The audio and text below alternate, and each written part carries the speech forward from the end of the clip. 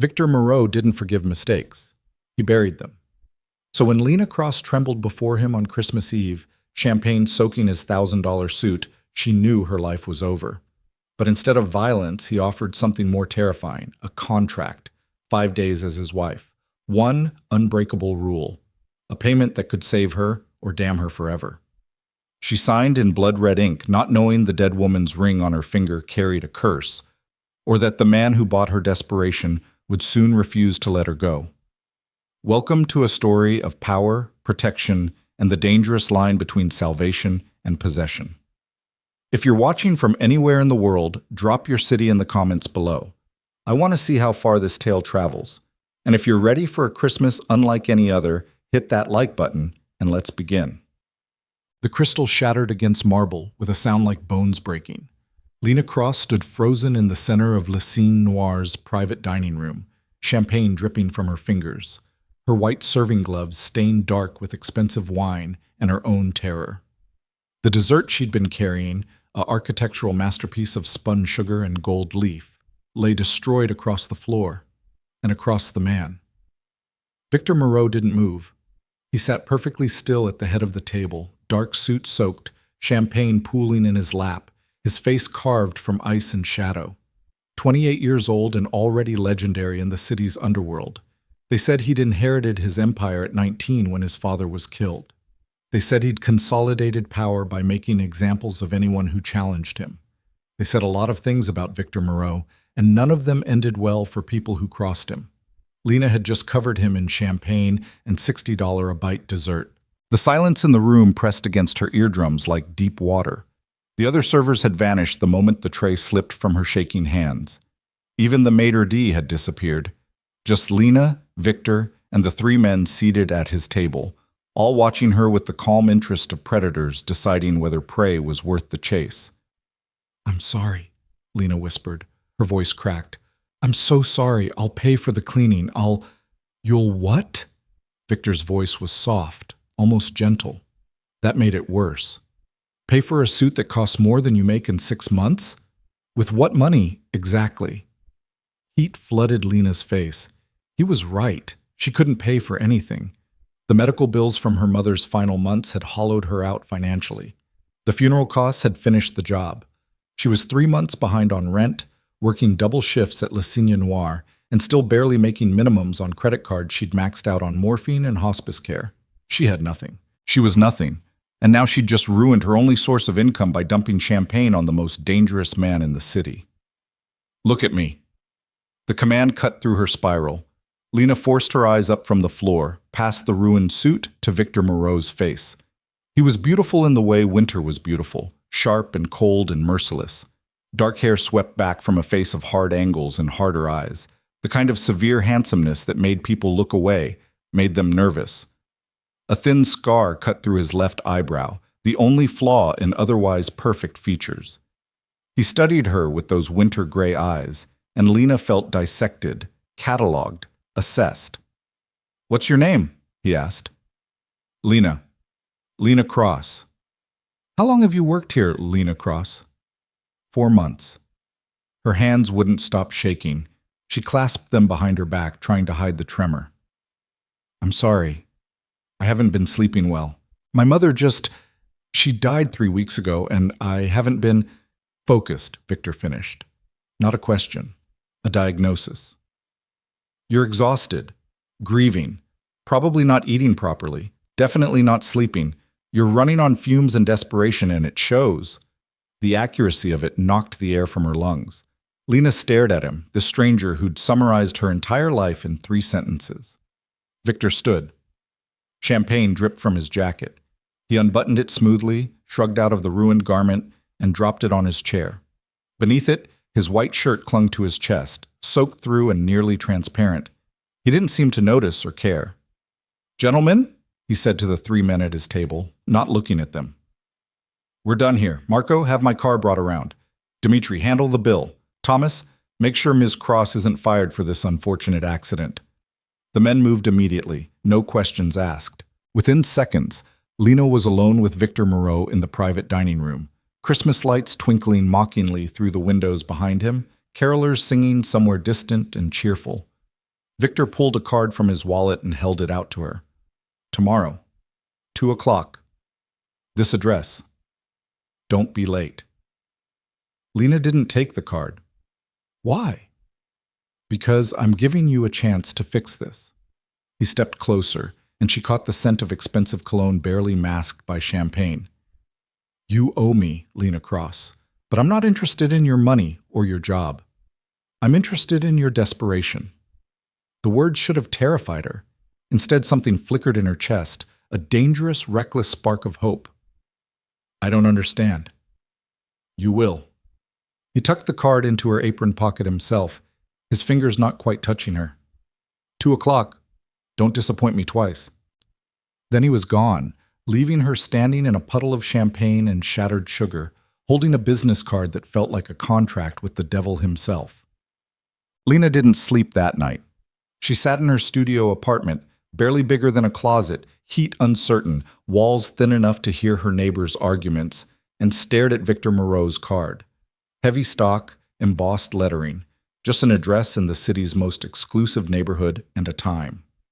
She should throw it away, should recognize this for what it obviously was: trouble. Men like Victor Moreau didn't help people like her. They used them, consumed them, left them worse than they found them.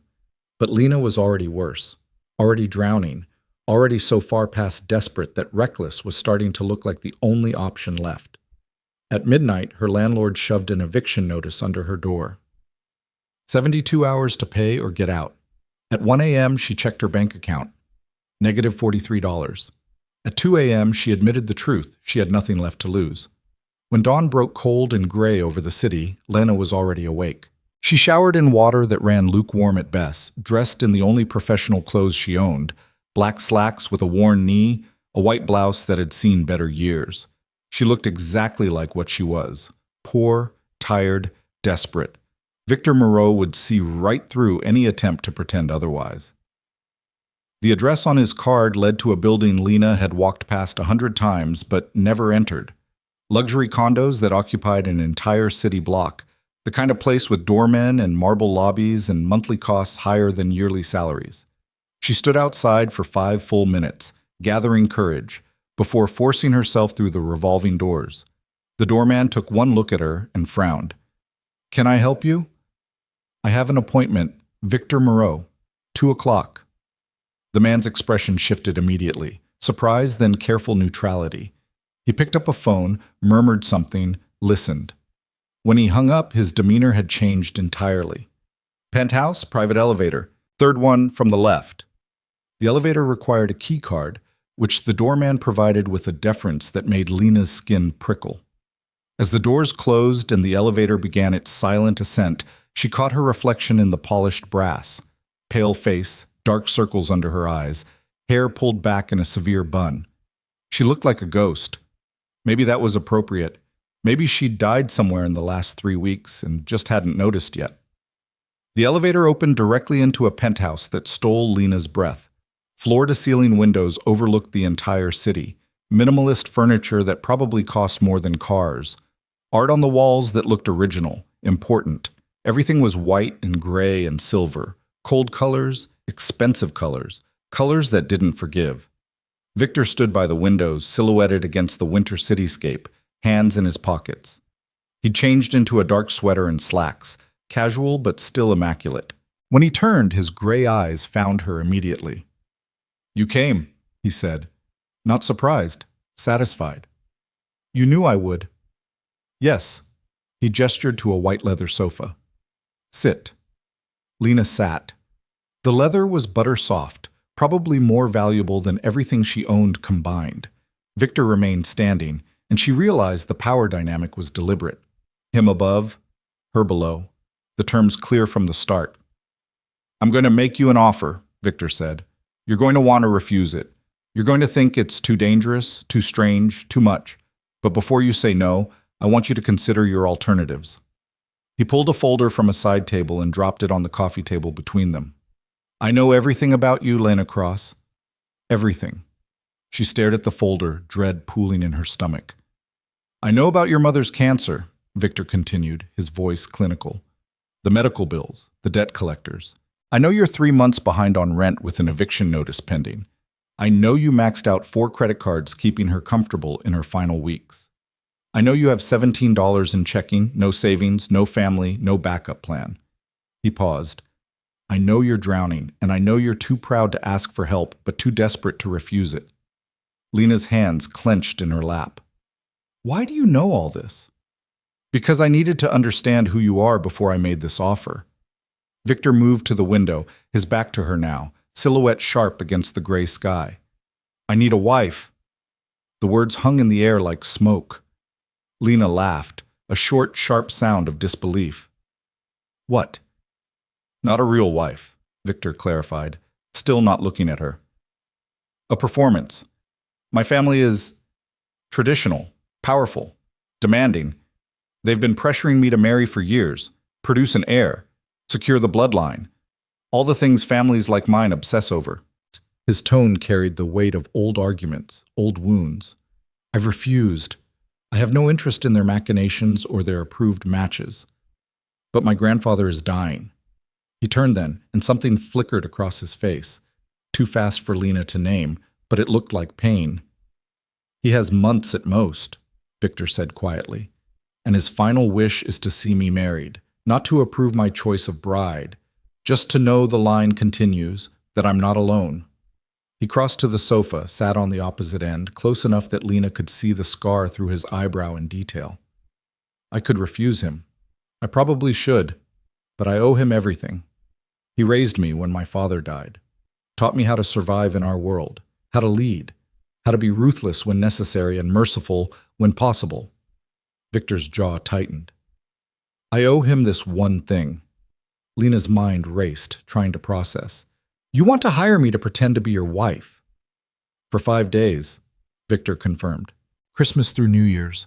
My family gathers at the ancestral estate every year. You would come with me, play the devoted wife. Convince my grandfather that I've found someone. Give him peace before he dies. And then what? I just disappear? Then you get paid. Enough to clear all your debts. First and last month on a new apartment. 6 months of living expenses to get back on your feet. A clean slate. The numbers hit Lena like a physical force. Freedom, survival, a chance to breathe without drowning. It was everything she needed. Everything she'd been praying for in the dark hours when desperation turned to bargaining. There has to be a catch, she whispered. Victor's smile was cold and knowing. Of course there is. My family is dangerous, Lena. Not dangerous like street criminals. Dangerous like old money and older secrets. Dangerous like power that's been consolidated over generations. They're not good people. They're strategic, calculating, and they will test you. They will try to find cracks in the story. They will push boundaries. He leaned forward, elbows on his knees, eyes locked on hers. And there will be one unbreakable rule. What rule? You are never to be alone with any male member of my family. Not my brothers, not my cousins, not my uncles. Never. The intensity in his voice made Lena's pulse quicken. Why? Because I know these men. I grew up with them. I've seen what they do when they think they have power over someone vulnerable. Victor's expression hardened to something dark and dangerous. You will be playing my wife, which means you're under my protection. But that protection only works if you follow this rule. Stay in public spaces. Stay within sight. If any of them try to isolate you, you refuse. If they persist, you find me immediately. Lena's throat felt dry. What happens if I break the rule? I can't guarantee your safety, Victor said simply. And I will not be held responsible for the consequences. The words should have sent her running, should have made her stand up, thank him for his time, and walk out of this sterile penthouse back into her broke, desperate, but familiar life. Instead, Lena thought about the eviction notice, the debt collectors, the empty refrigerator, the suffocating feeling of drowning slowly, one bill at a time, one failure after another. How much? She asked. Victor named a number that made her dizzy. Lena couldn't even process it. That's too much. That's what you're worth to me, Victor corrected. 5 days of your time. 5 days of convincing performance. One rule followed absolutely. In exchange, you get your life back. He stood, crossed to a desk, and returned with papers. This is the contract. Read it carefully. All the terms are outlined. Payment schedule, expectations, consequences for breach. Lena took the contract with shaking hands. The paper was thick, expensive. The language was clear, almost brutally so. She would act as Victor Moreau's wife from December 25th through December 30th. She would attend all family functions, sleep in his quarters, maintain the fiction completely. She would follow all instructions given by Victor himself regarding appropriate behavior, dress, and conversation.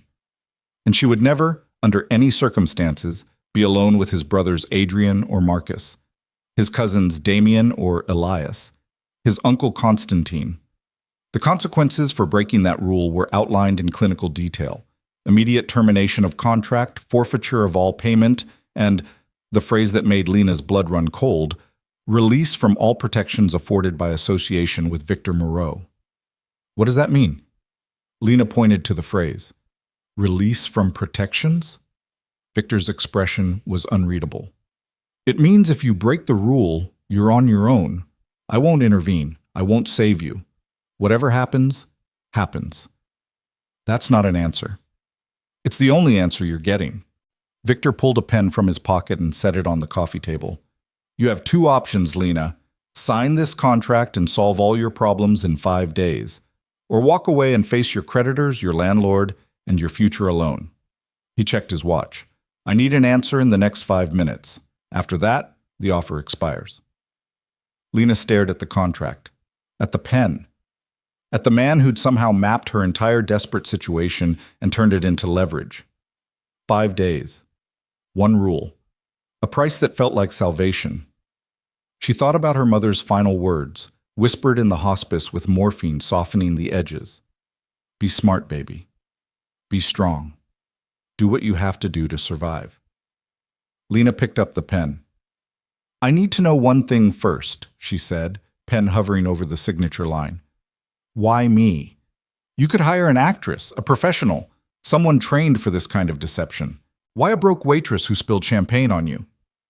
Victor considered her for a long moment, and something shifted in his expression, something almost human beneath the ice. Because they would be acting, he said finally. You'll be surviving. There's a difference. My family can smell a performance from a mile away. But desperation? Desperation is real. Desperation is convincing. He tilted his head slightly. And because when you looked at me last night, terrified and broke and cornered, you didn't beg. You didn't cry. You apologized once and then waited for judgment. That takes a kind of strength my family will recognize. Or it takes having nothing left to lose. Sometimes those are the same thing. Lena looked down at the contract one more time. 5 days. One rule. A stranger's world and a stranger's name. She signed. The ink was dark against the paper, her signature looking small and uncertain next to the bold printed terms. Victor took the contract immediately, added his own signature with a flourish that spoke of practice, and tucked it into the folder. We start tomorrow, he said. Christmas Day. A car will pick you up at 8 a.m. Bring nothing. Everything you need will be provided. Nothing? Lena stood, suddenly unsteady. I should bring clothes at least, or... Nothing, Victor repeated firmly. You're not going as Lena Cross, broke waitress. You're going as Lena Moreau, my wife. Everything, clothes, jewelry, identity, will be provided. You'll be given a complete background, a story, a role to play. He guided her toward the elevator with a hand that didn't quite touch her lower back, hovering just close enough to direct without contact. Tonight, get some sleep, real sleep, eat a proper meal. Tomorrow, your old life ends and this one begins. The elevator doors opened. Lena stepped inside, then turned. Victor, she said, using his first name for the first time. What if I can't do this? What if I'm not convincing enough? His gray eyes held hers, and for just a moment she saw something beneath the ice, a flash of understanding, maybe even sympathy. Then we both lose, he said simply. But I don't think you will. Survival makes us all better actors than we know. The doors closed on his face, and Lena was descending, the contract signed, her fate sealed, Christmas Eve becoming Christmas morning somewhere in the hours she hadn't noticed passing. She walked out of the building into winter air that bit at her exposed skin, and for the first time in months, Lena Cross felt something other than desperation. She felt terror. Pure, crystalline, absolute terror. And beneath it, barely acknowledged, a tiny spark of something that might have been excitement. The car arrived at exactly 8 a.m. Lena had been awake since 5, unable to sleep despite Victor's instructions. She'd showered, dressed in her same worn clothes, not knowing what else to do, and waited by the window of her studio apartment, watching the street below. When the black Mercedes pulled up, sleek and expensive and utterly out of place in her shabby neighborhood, Lena's heart kicked into overdrive. A man in a black suit emerged. Tall, built like a wall, with the kind of alert posture that screamed security. He looked up at her window as if he knew exactly which one was hers, and raised a hand in greeting. Lena grabbed her purse, containing nothing but her ID, keys, and the $17 to her name, and headed downstairs. The security man opened the car door for her without speaking. Lena slid into leather seats that probably cost more than her monthly rent, and found Victor waiting inside. He looked different in daylight. Still severe, still handsome in that cold way, but somehow more real. He wore a charcoal suit that fit him like it had been made for his body, which it probably had. And he was reading something on his phone with focused intensity. "Good morning," Lena said, unsure of the protocol. Victor glanced up, and his eyes traveled over her systematically. "You're on time. Good." He pocketed his phone and knocked on the divider. The car pulled smoothly into traffic. "We have about an hour's drive to the estate. I'm going to use that time to prepare you." "Prepare me how?" Victor pulled out a tablet and handed it to her. On the screen was a photograph of a young woman who looked nothing like Lena. Blonde, polished, smiling with the kind of confidence that came from money and security. "This is Isabelle Laurent," Victor said. "She's the woman my family thinks I've been seeing for the past 8 months. Corporate lawyer, well-educated, well-connected, sophisticated." Lena stared at the photograph, then at herself. Dark hair, no polish, no confidence. "I look nothing like her." "No," Victor agreed. "But my family has never met her. I've kept my personal life deliberately private. They know of Isabel only through carefully managed mentions in conversation. What matters is that you can embody the type of woman I would marry." "And what type is that?" "Intelligent, composed, capable of holding your own in conversation without being aggressive, educated enough to discuss art, literature, politics, but not so educated that you threaten the men's egos." Victor's tone was matter-of-fact, and Lena realized he was describing a performance he'd clearly studied. "You're confident but not arrogant, affectionate with me but not inappropriately so in public. You're aware of your place in the family hierarchy, new, untested, but under my protection." Lena's head spun. "You want me to be sophisticated, educated, confident, and deferential all at once?" "I want you to be smart enough to read the room and adapt." Victor swiped to the next screen, which showed a family tree. "These are the people you'll meet. Study them." For the next 40 minutes, Victor walked Lena through his family with the clinical precision of a military briefing. His grandfather, Constantine Moreau, 83, dying, the patriarch whose word was law. His grandmother, Ekaterina, deceased 5 years, still spoken of in reverent tones. His father, Alexei, dead 9 years, killed in what Victor described flatly as a business dispute that was resolved. His 2 younger brothers, Adrian, 25, and Marcus, 23, both involved in the family business in ways Victor didn't elaborate on. His uncle Constantine, his father's younger brother, 51, bitter about not inheriting, dangerous when drunk. Various cousins, most of them men, most of them described with warnings about their behavior, their ambitions, their lack of boundaries. "The women in the family are mostly wives or daughters," Victor explained. "They'll assess you differently, looking for weakness, for evidence you're not good enough, for reasons to reject you." He paused. "Don't give them any." "How do I do that?" "By being so unremarkable they can't find fault.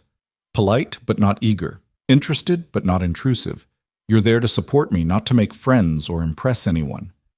Lena absorbed this, her anxiety building with each new rule, each new name. "Victor, I'm a waitress from a bad neighborhood who barely finished community college. I don't know how to—" "You know how to serve people," Victor interrupted. You know how to read a room, anticipate needs, navigate difficult personalities without causing offense. Those skills translate. He met her eyes. And you know how to survive. That's more valuable than any education. The car turned off the highway onto a private road. Trees grew thick on either side, bare branches creating a tunnel effect. Lena's pulse quickened. One more thing, Victor said, and his voice carried a new weight. The ring. He pulled a small box from his pocket and opened it. Inside was a ring that stole Lena's breath, platinum band with a square-cut diamond so large it seemed obscene. Smaller stones surrounded it, catching the winter light and throwing rainbow fractals across the car's interior. This was my grandmother's, Victor said quietly. My grandfather had it specially commissioned when they married. It's been waiting for my wife. Lena stared at it, unable to move. I can't wear that. If I lost it, you won't lose it. Victor took her left hand the first time he'd actually touched her. His fingers were warm, steady. It's insured, and it needs to be on your hand when we arrive. My grandfather will look for it. He slid the ring onto her finger. It fit perfectly, heavy and foreign and terrifying. Lena watched it catch the light. This symbol of a lie she'd agreed to tell, and felt the weight of what she'd done settle over her like a shroud. There, Victor said, releasing her hand. Now you look like my wife. The car emerged from the trees, and Lena's breath caught. The Moreau estate spread before them like something from another century. A massive stone mansion that looked more like a castle, surrounded by manicured grounds now dusted with snow. Outbuildings that were probably larger than normal homes. Gardens that must have been spectacular in summer, now sleeping beneath winter's grip. And cars. So many expensive cars parked in the circular drive. Her new family waiting inside. Remember, Victor said as the car stopped. Never alone with the men. Follow my lead. Trust no one. He paused, and something flickered in his expression. If this becomes too much, if you need to leave, you tell me immediately. I won't force you to stay if you're genuinely unsafe. I thought breaking the contract meant forfeiting payment. It does. But I'm not a monster, Lena. If you're in actual danger, money becomes irrelevant. The driver opened the door. Cold air rushed in, carrying the scent of pine and snow and wood smoke. Lena could see faces in the mansion's windows, watching. Victor stepped out first, then offered his hand. When Lena took it, he pulled her close. Not quite an embrace, but intimate enough to look natural. His breath was warm against her ear. Showtime, he whispered. Then he was leading her up the stone steps to the massive oak doors, and Lena Cross, now Lena Moreau, at least for 5 days, stepped into a gilded cage wearing a dead woman's ring and a borrowed name, unsure whether she was being protected or controlled, saved or damned. The doors opened, and the Moreau family waited inside. Let the performance begin. The mansion swallowed them whole. That was Lena's first thought as the oak doors closed behind her with a finality that echoed through the cavernous entrance hall. Marble floors gleamed beneath her feet, reflecting the light from a chandelier so massive it looked like it could crush a person. Oil paintings lined the walls, stern faces from generations past, all watching with the same cold assessment she could feel from the living people gathered in the adjoining room. Victor's hand tightened on hers, a brief pressure that might have been reassurance or warning. Then he was moving forward, and Lena had no choice but to follow, the dead woman's ring heavy on her finger, her heart hammering against her ribs. They entered a sitting room decorated for Christmas, with the kind of restrained elegance that made the holiday feel more like a board meeting. A massive tree stood in the corner, decorated entirely in silver and white. No tinsel, no mess, no warmth, just perfect cold beauty. And gathered around it, the Moreau family. Victor. The voice came from a chair by the fireplace, where an old man sat wrapped in blankets despite the heat radiating from the flames. Constantine Moreau. Even dying, even diminished by illness, he commanded the room with his presence.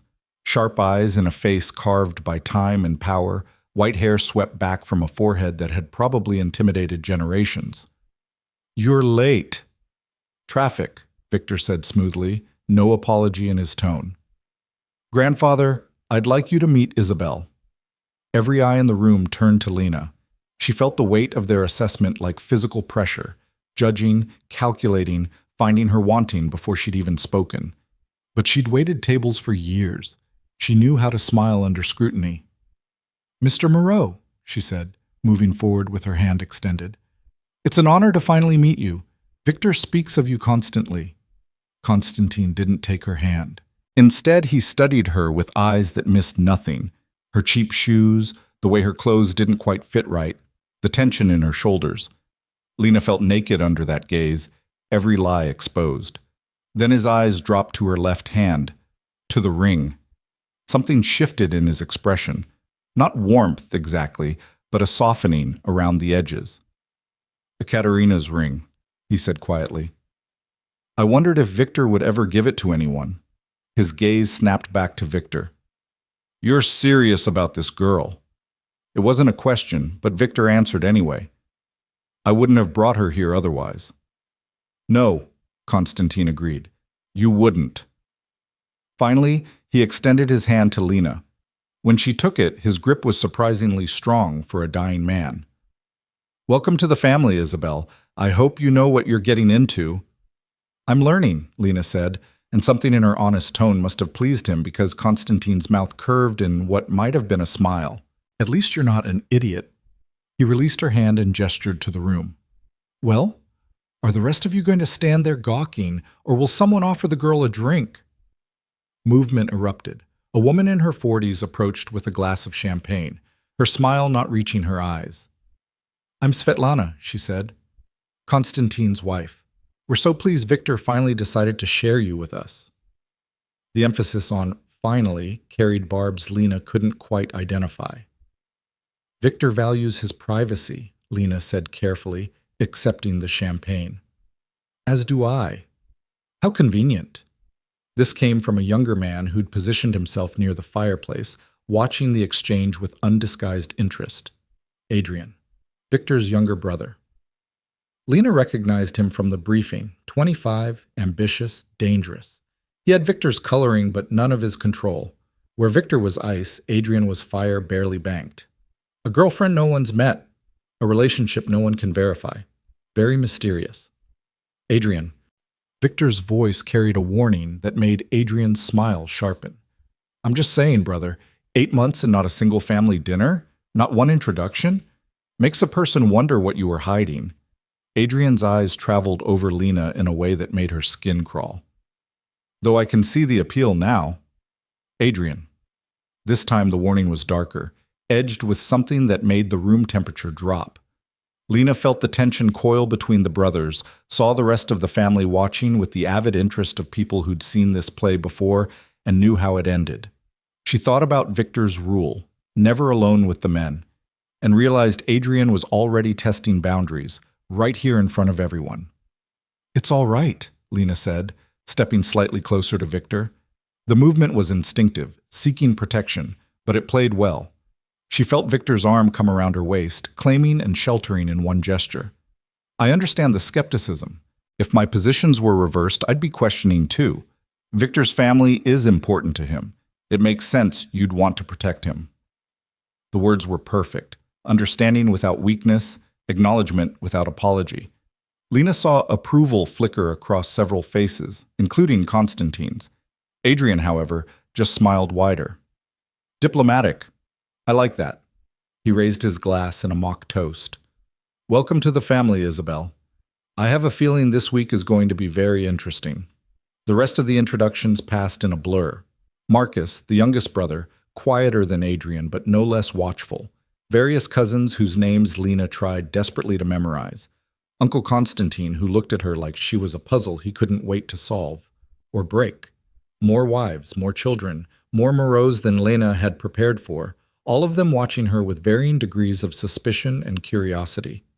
Through it all, Victor remained at her side, his presence a shield and a reminder. His hand stayed at her waist or tangled with hers, the touches light but constant, playing the devoted husband, protecting his investment. When dinner was announced, Lena felt relief so profound it made her dizzy. Surely a meal would be easier, structured, with rules, with breaks in the conversation. She'd never been more wrong. The dining room was even more intimidating than the sitting room. A table that could seat 30, set with china so delicate Lena was afraid to touch it. Crystal that caught the candlelight and threw it back in dazzling patterns. Silver that probably cost more than her entire life before this moment. Victor pulled out her chair, to his right, placing her between him and the head of the table where Constantine presided. A position of honor and exposure. So, Isabel. Svetlana sat across from them, her smile sharp. Victor mentioned you're a lawyer. What kind of law? Lena's mind went blank. Victor had said corporate law in the briefing, but the specifics, what had he said? The words scattered like startled birds, and she felt panic rising. Corporate contracts, Victor said smoothly, his hand finding hers under the table. A quick squeeze, steadying, grounding. Mergers and acquisitions, mostly. Very dry stuff. She's been complaining about a case all month, haven't you, darling? The endearment rolled off his tongue like he'd said it 1,000 times. Lena forced herself to breathe, to follow his lead. Endless paperwork, she agreed, finding her footing. I've been telling Victor I should have gone into criminal law like I originally planned. At least that would be exciting. Criminal law, Marcus spoke up from down the table. Why didn't you? Money, Lena said honestly, then realized that might be too honest. But the admission seemed to please Constantine. Practical, the old man said. Passion doesn't pay bills. What did your family think of the career change? The question hit Lena like a fist. Her family. Her mother, dead 3 weeks. Her father, gone since she was 12. No siblings, no cousins, no one. My parents are dead, she said, and the rawness in her voice was completely real. So I made the decision myself. Silence fell across the table. Lena felt Victor's thumb stroke across her knuckles, a gesture so subtle she almost missed it. I'm sorry, Constantine said, and he sounded like he meant it. That's a hard thing, being alone in the world. I'm not alone anymore, Lena said, looking at Victor. The lie tasted bitter, but she sold it with her eyes, with the grief that was all too real. I have Victor now. Something passed between them in that moment, a flicker of connection that wasn't entirely performance. Victor's expression softened almost imperceptibly, and when he lifted her hand to his lips and kissed her knuckles, the gesture felt less like acting and more like acknowledgement. Lucky Victor, Adrian said, breaking the moment. His tone was mocking, but his eyes were serious, calculating. Finding someone so conveniently without family ties. No complicated in-laws to deal with, no messy obligations. Adrian, Marcus's voice this time quieter but firm. Enough. What? I'm just saying it's fortunate, no offense intended. Adrian spread his hands in innocence that fooled no one. The meal continued, courses appearing and disappearing with silent efficiency. Lena picked at food she couldn't taste, hyper-aware of every word, every glance, every test disguised as conversation. The family probed and pushed questions about how she and Victor met. At a charity gala, Victor supplied smoothly. How long before he proposed? 6 months, Lena said, remembering the timeline. Whether they planned to have children soon. That question came from one of the cousins' wives, young and pregnant, and clearly delighted by the discomfort it caused. Eventually, Victor said before Lena could answer, we're in no rush. But you're not getting younger, Svetlana pointed out. And Constantine would love to see great-grandchildren before... She stopped, the unfinished sentence hanging heavy. Before he dies. That's what she meant. Before the man at the head of the table, still sharp despite his illness, left them all to fight over his empire. We'll have children when we're ready, Lena said, surprising herself with the firmness in her voice. Not according to anyone else's timeline. The table went quiet again. Then Constantine laughed, a dry, rattling sound that was still somehow genuine. She's got spine, he said to Victor. I like her. So do I, Victor said quietly, and the way he looked at Lena in that moment made her forget how to breathe. After dinner, the family migrated back to the sitting room for drinks and dessert. Lena felt exhaustion pulling at her, the strain of constant performance wearing through her adrenaline. She wanted nothing more than to escape, to find somewhere quiet and breathe without being watched. I should show you to our room, Victor murmured in her ear. You look tired. Lena nodded gratefully, but before they could move, Adrian appeared at her elbow. Before you disappear, he said, smile charming and eyes cold. I wanted to show Isabel the gallery. We have some incredible pieces she might appreciate, given her interest in art. I never said I was interested in art, Lena said carefully. Didn't you? Adrian's eyebrows rose. I could have sworn you mentioned it at dinner. Maybe I misheard. He hadn't misheard. She'd never said anything about art. This was a test, a trap, a deliberate move to isolate her. Never alone with the men. Victor's rule echoed in her mind. The gallery sounds wonderful, Lena said smoothly. Victor, would you mind giving me the tour? I'd love to see it with you. Adrian's smile tightened. I'm sure Victor's seen it 1,000 times. Besides, he and grandfather need to discuss some business. Don't you? He looked at Victor with challenge clear in his expression. Victor's jaw tightened almost imperceptibly. Lena could feel the tension radiating from him, could sense the impossible position Adrian had created. Refuse, and it looked like Victor didn't trust his own brother. Agree. And Lena would be alone with Adrian in violation of the one rule that mattered. Actually, Marcus appeared beside them, smooth and unexpected. I was just heading to the gallery myself. I'll walk with Isabel. You two can handle whatever business needs handling. The offer was casual, but Lena saw the look that passed between the brothers. Some old dynamic, some family politics she didn't understand. Adrian's expression flickered with annoyance, but he couldn't refuse without making it obvious. Perfect, Victor said, but his eyes held a warning when they met Lena's. Don't keep her too long. She's had a long day. Marcus offered his arm with old-fashioned courtesy. Lena took it, feeling Victor's gaze follow them as Marcus led her from the room. She glanced back once and saw him watching, his expression unreadable, as Adrian said something that made his hands curl into fists. Then they were in the corridor, and Lena was alone with one of the men she'd been warned about. The gallery was in the east wing, down a corridor lined with more portraits of dead Moreaus. Marcus walked in silence, and Lena tried to remember what Victor had said about him. 23, quieter than Adrian, involved in the family business in ways not specified. Dangerous? All of them were dangerous. You handled Adrian well, Marcus said finally, as they entered a long room with paintings covering every wall. He likes to push boundaries, see what people are made of. I noticed. Lena kept her voice neutral, her distance careful. Victor told you the rule, didn't he? Marcus stopped in front of a landscape, hands in his pockets, posture relaxed. Never alone with the men. Lena's heart kicked into overdrive.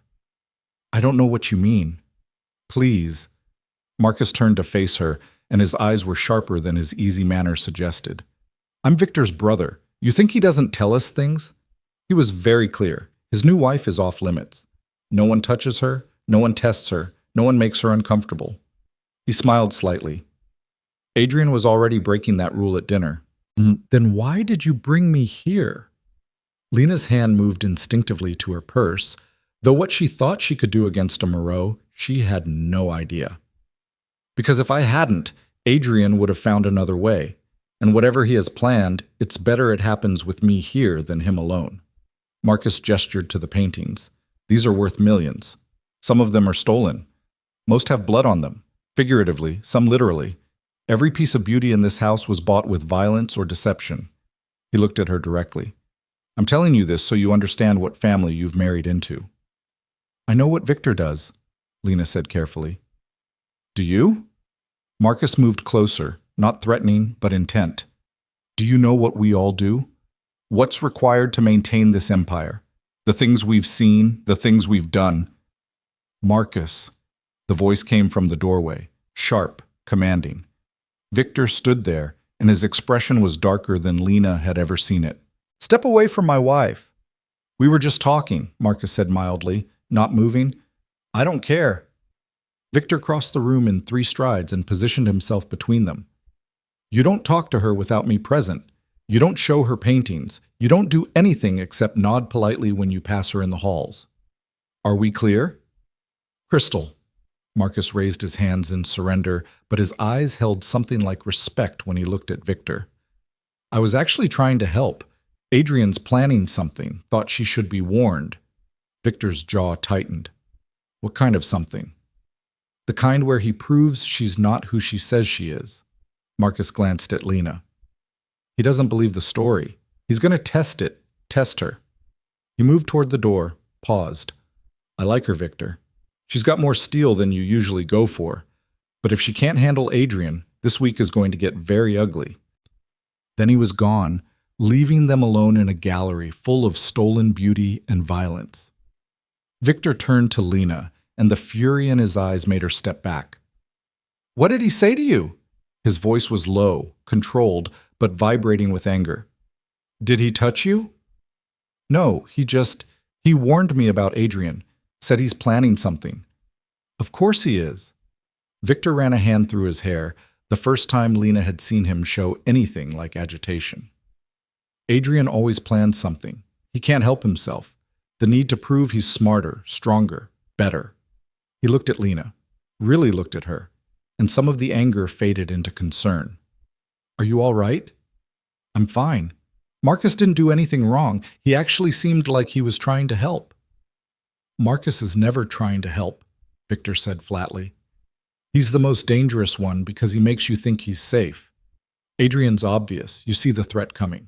Marcus is subtle. He gets inside your head, makes you trust him, and then uses that trust against you. He took her hand, the gesture now familiar after hours of performance. Don't trust any of them. Not Adrian, not Marcus, not the cousins. Only me. Do you understand? Lena nodded, but something in her rebelled against the absolute certainty in his voice. Victor, they're your family. Exactly. The word was bitter. I know them better than anyone, and I'm telling you, they're dangerous. He softened slightly, thumb brushing over her knuckles where the ring sat heavy. I know this is a lot. I know it's terrifying, but you just have to make it through 5 days.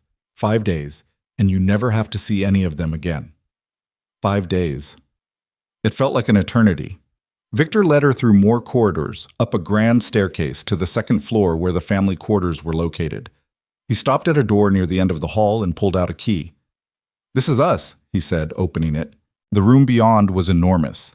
A suite, really, with a sitting area, a massive 4-poster bed, and windows overlooking the snow-covered grounds. A fire crackled in the fireplace. Someone had unpacked clothes Lena had never seen. Dresses, shoes, everything in exactly her size. How did you... she started. I had your measurements from the restaurant uniform, Victor said. The clothes were delivered this morning while we were driving here. He gestured to a door. That's the bathroom. You'll find everything you need. I'll sleep on the couch. Lena looked at the massive bed, then at the couch, which was beautiful but far too small for Victor's frame. You don't have to do that. Yes, I do. The deal was you play my wife, not that you share my bed. His voice was firm, no room for argument. Get some rest. Tomorrow will be harder. Harder than today? Much. Victor moved to the window, staring out at the darkness. Tomorrow is Christmas. Family breakfast, present exchange, dinner. Hours of sustained performance with nowhere to hide. He was quiet for a moment. And Adrian will make his move. Whatever he's planning, it'll be tomorrow, when there are too many witnesses for me to handle it quietly. Lena's stomach twisted. What do I do? Follow the rule. Stay near me. If anyone tries to separate us, you refuse. If you feel unsafe, you tell me immediately. He turned from the window, and his expression was unreadable. And if it becomes too much, if you want to leave, you say the word, and I'll get you out. Contract be damned. The offer was genuine. Lena could hear it in his voice, and somehow that made it worse, made her feel more trapped than if he'd threatened her. I'm not leaving, she said. I made a deal. I'll see it through. Something flickered in Victor's eyes. Respect maybe, or concern. Stubborn. Desperate, Lena corrected. You said it yourself. Desperation makes us all better actors. I did say that. Victor moved toward the couch, started removing his jacket. Get some sleep, Lena. Tomorrow, the real test begins. The use of her real name, not Isabel, not his wife, but Lena, made her throat tighten. She retreated to the bathroom before he could see the emotion on her face. The bathroom was marble and gold and excessive. Lena found pajamas laid out, silk, expensive. Nothing like the worn t-shirt she usually slept in. She changed mechanically, washed her face, stared at herself in the mirror. The woman looking back seemed like a stranger, wearing dead woman's clothes, dead woman's ring, living a dead woman's life for 5 days. Except it wasn't a dead woman's life. It was Victor's life. And she was just a visitor, a hired actress in a play that felt less like performance with every passing hour. When she emerged, Victor was already on the couch, still half-dressed, staring at the ceiling. The firelight played across his features, softening the harsh lines, making him look younger, more human. "Victor," Lena said quietly. He turned his head, eyes finding her in the darkness. "Thank you for the warning, for protecting me." She hesitated. "For being honest about how dangerous this is." "I'm not a good man, Lena," Victor said, voice rough. "Don't make the mistake of thinking I am just because I'm keeping you safe. I have my own reasons for that." "What reasons?" He was quiet for so long she thought he wouldn't answer. Then, "Because I don't want to be like them. Like my father, my uncle, my brothers. I don't want to be the kind of man who uses desperate people and discards them." He sat up, elbows on his knees, face half-shadowed. "You needed help. I needed a wife. It's a transaction, but that doesn't mean I have to be cruel about it." Lena crossed to the bed, slipped under covers that smelled like lavender and money. "Your grandfather seems to really care about you." "He does. In his way." Victor's voice carried old pain, old complications. "He's a monster who loves his family. It's possible to be both." "Are you?" The question slipped out before Lena could stop it. "A monster who loves his family?" Victor looked at her across the firelit room, and his smile was sad and knowing. "Ask me again in 5 days. If you're still here, you'll have your answer." Then he lay back down, turning his face away, and the conversation was over. Lena lay in the massive bed, staring at the canopy above her, and listened to the old house settle around them. Somewhere distant, she heard voices. The family still awake, still talking, still watching and judging. Tomorrow, they'd do it all again. Tomorrow, Adrian would make his move. Tomorrow, the real test would begin. But tonight, in this firelit room with a stranger on the couch who'd promised to protect her, Lena felt something she hadn't felt in months. Safe. It was an illusion, she knew. Safety was just another lie in a house built on violence and stolen beauty. But for tonight, she let herself believe it. Tomorrow would bring its own truths. Tonight, she slept. Christmas morning arrived with cruelty disguised as beauty. Snow falling soft outside the windows, light filtering through in shades of pearl and silver, and the suffocating knowledge that Lena had to survive an entire day of performance without breaking. She woke to find Victor already dressed, standing by the window with coffee in hand, his silhouette sharp against the winter brightness. He didn't turn when she stirred, but his voice carried across the room with quiet certainty. "Breakfast is in 30 minutes. I had clothes laid out for you, something appropriate for a family Christmas." He paused, took a sip of coffee. "Adrian cornered Marcus last night, asked questions about you, about inconsistencies in your story." Lena sat up, heart already racing. "What kind of inconsistencies?" "Small things. The way you held your champagne glass at dinner, too careful, like someone not used to expensive crystal. The fact that you knew nothing about the art in the gallery when supposedly you discussed it earlier. The way your eyes went distant when Svetlana asked about children." Victor finally turned, and his expression was unreadable. He's looking for cracks. Today, he'll push harder. "What do I do?" "Stay close to me. Answer questions with questions when you can. If you don't know something, admit ignorance instead of lying badly." Victor set down his coffee and crossed to where she sat, tangled in sheets that cost more than her former monthly rent. "And remember, you're my wife. That means you're under my protection, but it also means you reflect on me. Every mistake you make is ammunition Adrian can use to undermine my authority with the family." The weight of that settled over Lena like a physical thing. She wasn't just playing a role anymore. She was a weapon in a war she didn't fully understand. "Victor," she said quietly, "what happens if I fail? What happens to you?" Something flickered in his eyes, surprised maybe that she'd thought to ask. "Nothing I can't handle. My position in the family isn't dependent on whether I have a wife, but it would be..." He searched for the word embarrassing. to have my choices questioned, to look weak. Lena understood weakness, understood how it felt to be exposed, vulnerable, judged. She threw back the covers and stood, meeting his eyes directly. "I won't make you look weak." "No," Victor said, and there was something like respect in his voice. "I don't think you will." The dress he'd chosen for her was deep green velvet, fitted but not tight, elegant without being ostentatious. Lena found undergarments still in packaging, shoes that fit perfectly, even jewelry, simple gold that wouldn't compete with the ring. Someone had thought of everything. She dressed in the bathroom, taking time with her appearance in a way she normally never did. Hair swept up to show her neck, minimal makeup that made her look polished instead of painted. When she emerged, Victor's expression shifted almost imperceptibly. "You look like you belong here," he said. "That's the point, isn't it?" Lena smoothed the velvet over her hips, feeling like an imposter in someone else's skin. To make them believe the lie. It's not entirely a lie anymore. Victor moved closer, and Lena caught the scent of his cologne, something woodsy and expensive. "You're here. You're wearing my grandmother's ring.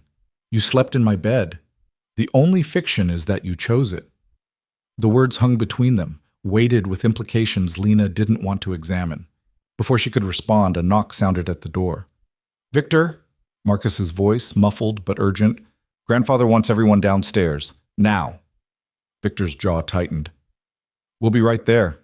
He offered Lena his arm, and she took it, feeling the muscle beneath his sleeve, the tension radiating through him.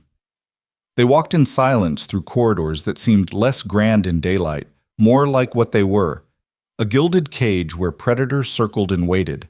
The family had gathered in a different sitting room, this one centered around an enormous Christmas tree that touched the 12-foot ceiling. Presents spilled out beneath it in carefully wrapped abundance.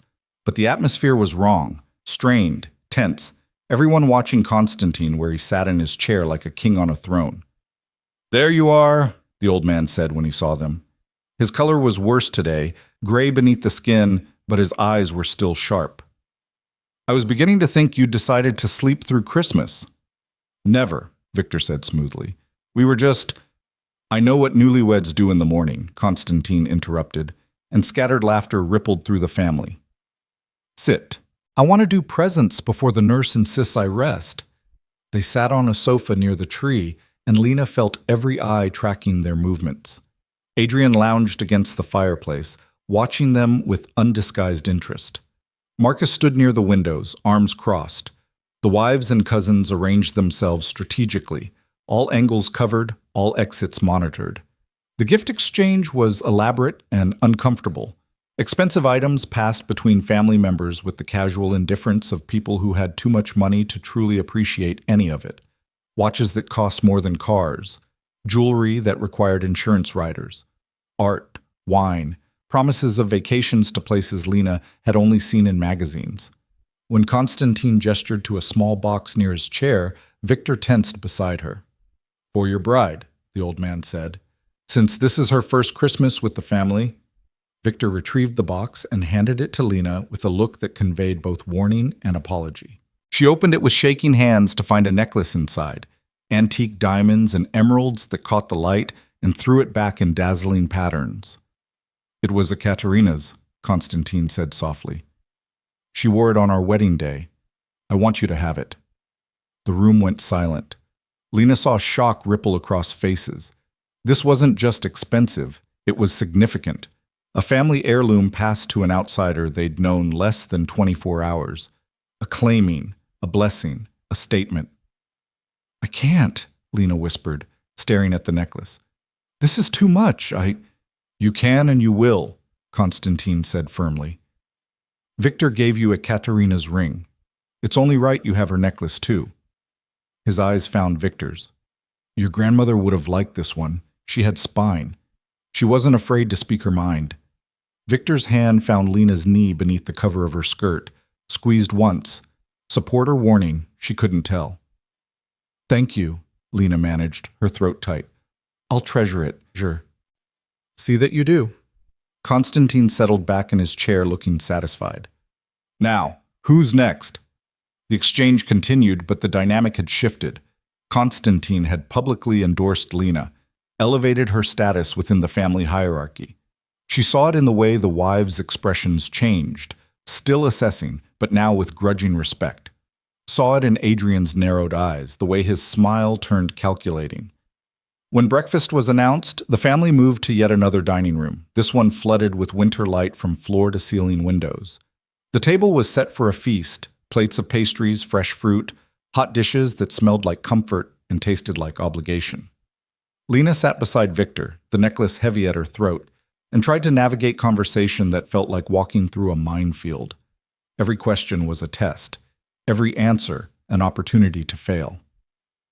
So, Isabel, one of the cousins' wives, Natasha, Lena thought, smiled from across the table. How did your family feel about you marrying into the Moreau family? Surely they had concerns about Victor's business interests. My parents are dead, Lena said, the truth easier than lies. So I made the decision myself. How convenient, Adrian murmured, just loud enough to be heard.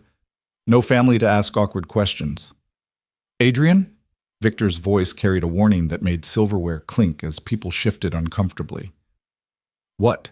I'm just observing that it's fortunate Isabel's family situation is so uncomplicated. Adrian leaned forward, eyes bright with malice. Tell me, when exactly did your parents die? Recently or 3 weeks ago, Lena said, and the rawness in her voice wasn't acting. My mother, cancer. My father left when I was 12, so yes, it's convenient that I don't have to navigate complicated family dynamics. It's also devastating, but I suppose convenience matters more in families like this. The silence that followed was absolute. Lena saw something like sympathy flash across Marcus's face, saw Constantine nod slowly, as if she'd confirmed something he'd suspected. Adrian, for once, had nothing to say. I'm sorry for your loss, Svetlana said finally, and she sounded almost genuine. Losing a parent is never easy, no matter the circumstances. The conversation moved on, but Lena felt Victor's hand find hers beneath the table, his fingers lacing through hers in a gesture that felt less like performance and more like solidarity. She squeezed back, grateful and terrified in equal measure. After breakfast, Constantine retired to rest, and the family scattered to various activities. Some went outside to walk the grounds despite the cold. Others retreated to the library or their rooms. Victor pulled Lena toward a conservatory she hadn't seen yet, all glass and winter light, filled with plants that shouldn't survive December but flourished anyway in their climate-controlled paradise. You did well, Victor said once they were alone among the greenery. Adrian tried to rattle you and you held firm. That's good. He's not going to stop, is he? Lena touched the necklace at her throat, feeling its weight. Whatever he's planning, losing one round won't discourage him. No, it'll make him more determined. Victor moved to a window, staring out at the snow-covered grounds. Adrian has always needed to prove himself, being the middle brother, not quite heir material, but not young enough to be dismissed. He compensates by being ruthless, by finding weaknesses and exploiting them. What's my weakness? Lena asked. In his eyes, what's the crack he'll try to widen? Victor turned to face her, and his expression was complicated.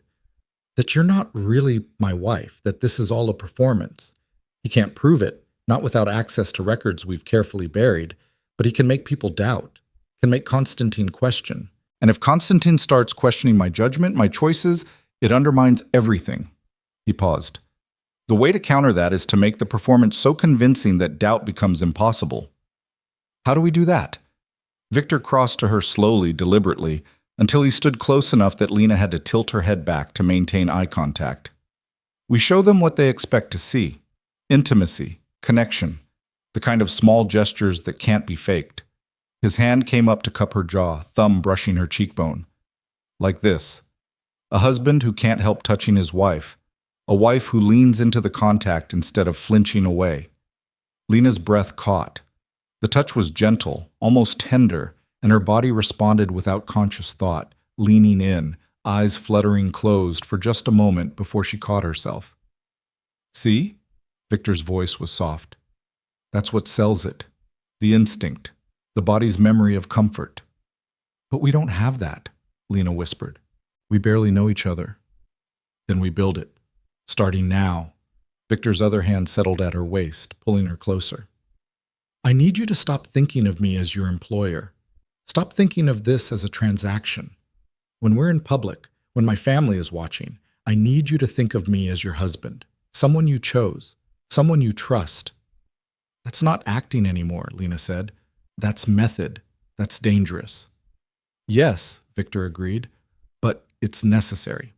Because Adrian will be watching for exactly this.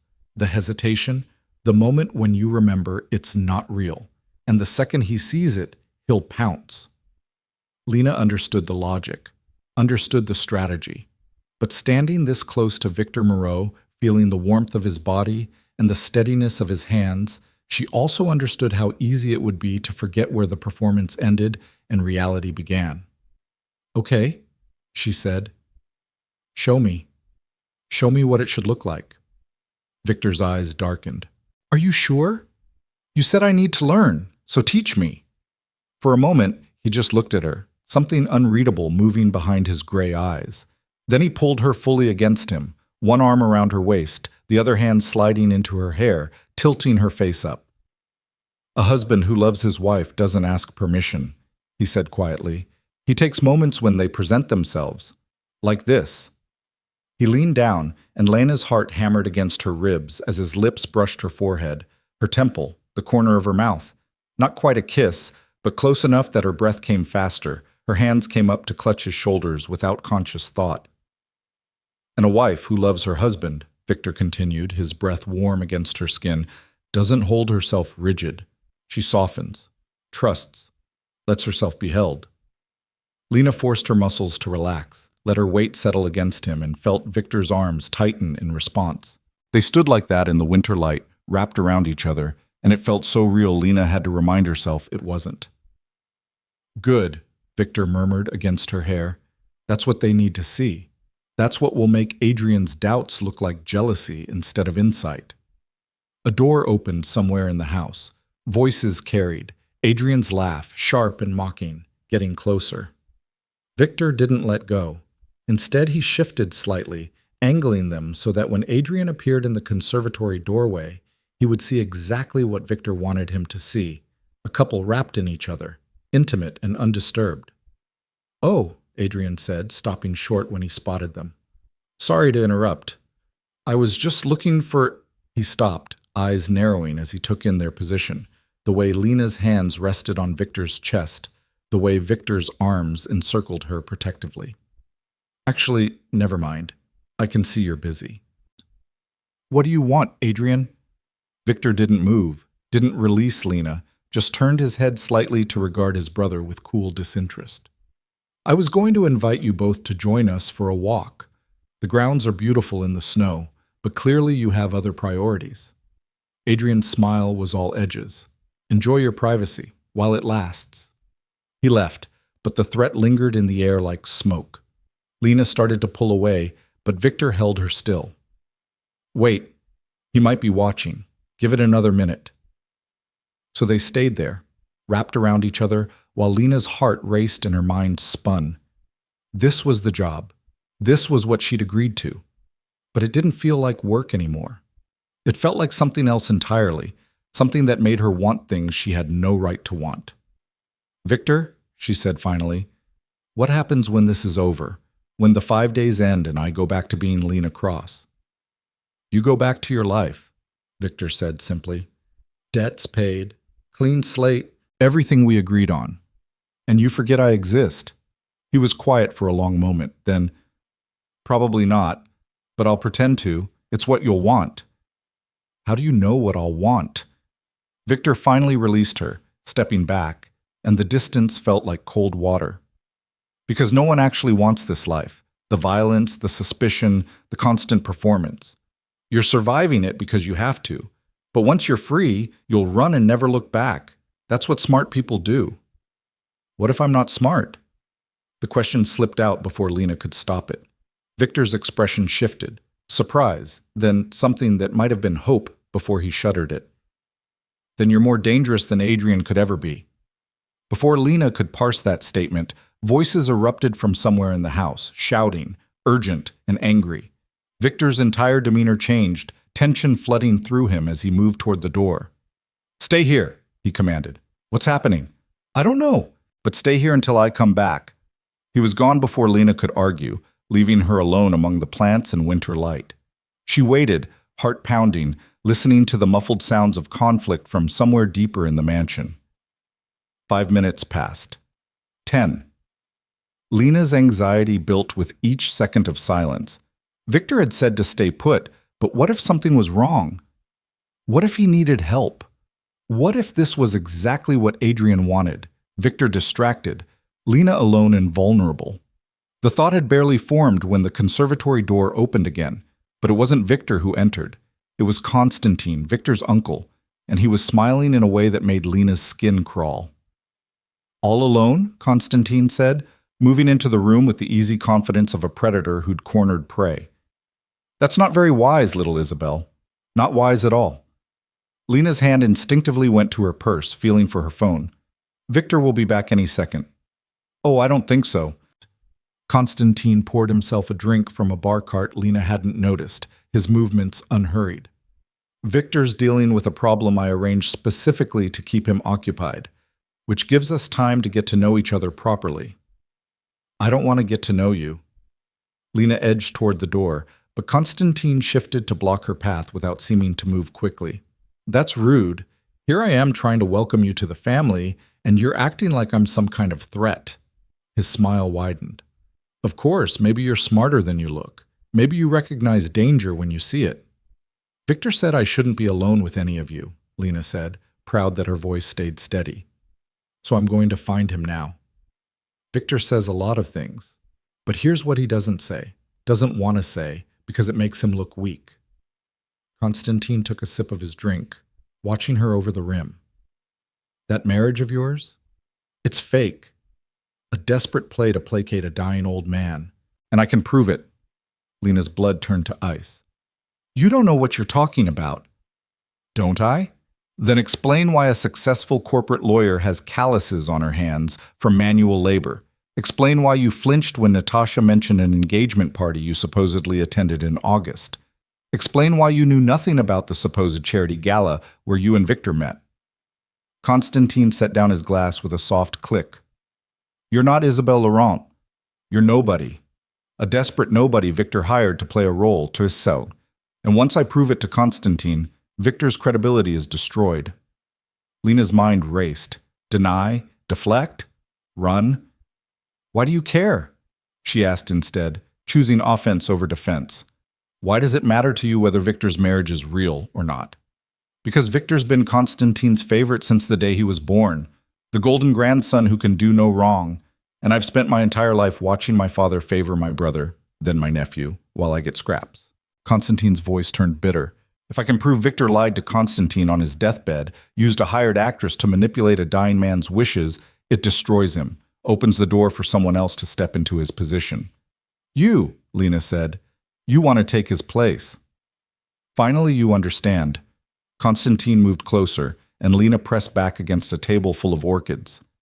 "Here's what's going to happen. You're going to tell me the truth, all of it.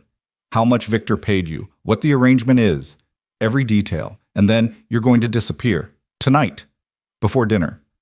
I'll make sure you get out safely, even pay you something for your cooperation. Or," his smile turned cruel, "you can refuse, and I'll make sure everyone knows what you really are. The waitress who spilled champagne on Victor and got bought for her trouble." The waitress who spilled champagne. The specific detail hit Lena like a physical blow. Constantine knew. Had probably known from the beginning. This wasn't a guess or suspicion. This was certainty. "How?" Lena whispered. "I have people watching Victor constantly, including at Le Cygne Noir. The second he showed interest in a nobody server, I started digging. Found your real name, your dead mother, your debts, your desperation." Constantine's expression was almost pitying. "You're not the villain here, Lena Cross. You're just a victim of Victor's manipulation. Let me help you escape before this gets uglier." Lena's options crystallized with brutal clarity. Confess and run, possibly surviving with some payment from Constantine, but definitely losing everything Victor had promised. Or refuse, hold firm, and risk Constantine exposing her to the entire family. Neither option led anywhere good. "I need to think," she said. "No, you don't. You need to choose now." Constantine pulled out his phone. One call to Constantine, and this all ends. Victor's humiliation becomes public. "Or you walk out that door with me right now, and I make this disappear." The conservatory door slammed open. Victor stood there, and the expression on his face was murder barely contained. "Step away from my wife," he said, voice deadly quiet. "Or what?" Constantine didn't move. "You'll lose your temper in front of witnesses? That'll look wonderful to Constantine. His favorite grandson can't even control himself when his uncle has a friendly conversation with his bride." "There's nothing friendly about cornering a woman and threatening her." Victor moved into the room, and Lena saw Adrian and Marcus appear in the doorway behind him, both watching, both calculating. "Lena, come here." Lena moved immediately, crossing to Victor's side.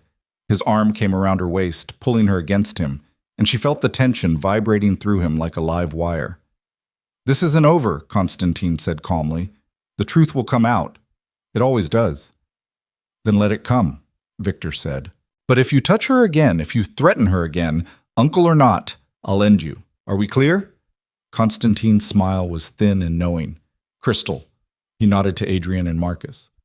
"Boys, Merry Christmas." He left, and the silence he left behind was suffocating. Victor turned to his brothers, and his voice was ice. "What happened? You were supposed to be handling the situation."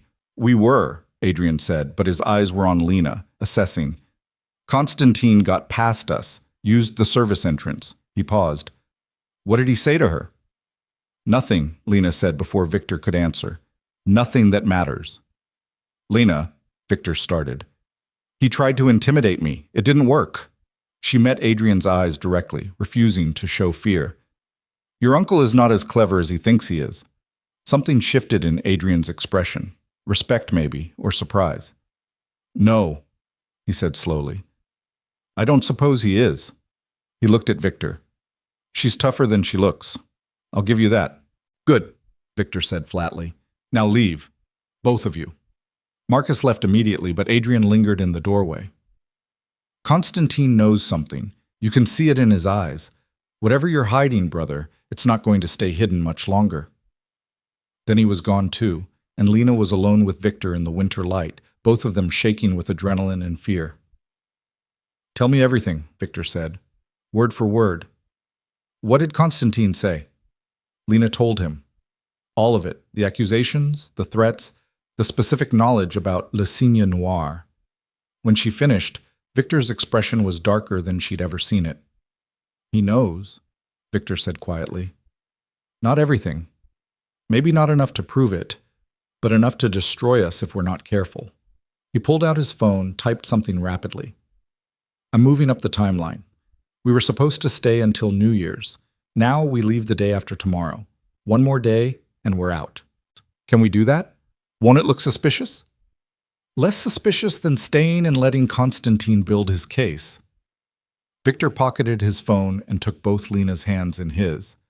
"I'm sorry. I promised you'd be safe. I failed."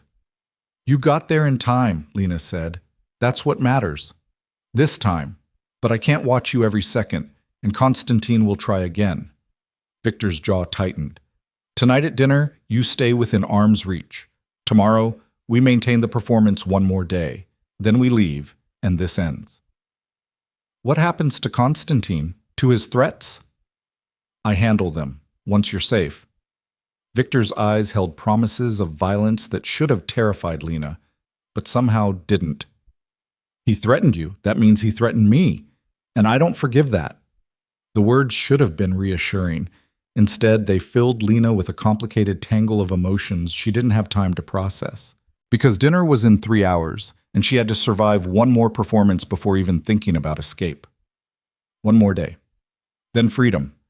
Then she'd never see Victor Moreau again. The thought should have brought relief. Instead, it felt like loss. Dinner that evening felt like walking into an execution dressed in evening wear. Lena stood in front of the mirror in Victor's suite, adjusting the black dress he'd chosen for her. Simple, elegant, Expensive enough to belong, but not so showy as to seem like she was trying too hard. The emerald necklace from Constantine glittered at her throat, a reminder of expectations she might not survive meeting. Her hands trembled as she fastened the clasp on matching earrings, and she couldn't make them stop. "Breathe," Victor said from behind her. He'd been watching her for the past 10 minutes, silent and assessing. Now he moved closer, his reflection joining hers in the mirror. "You're terrified. They'll smell it." "I am terrified," Lena admitted. "Constantine knows. Adrian suspects. How am I supposed to sit through dinner pretending everything's fine when your entire family is looking for proof that I'm a fraud?" Victor's hands settled on her shoulders, warm and steadying. "By remembering that you're not pretending to be someone you're not. You're pretending to be someone you could have been. If your mother hadn't gotten sick, if you'd finished school, if life had been kinder." His eyes met hers in the mirror. That woman, the one who didn't get buried by circumstances. She would walk into that dining room with her head high. She would dare them to find fault. "That woman doesn't exist," Lena whispered. "Then make her exist, for 3 more hours. That's all I need." Victor's grip tightened slightly. "Can you do that?"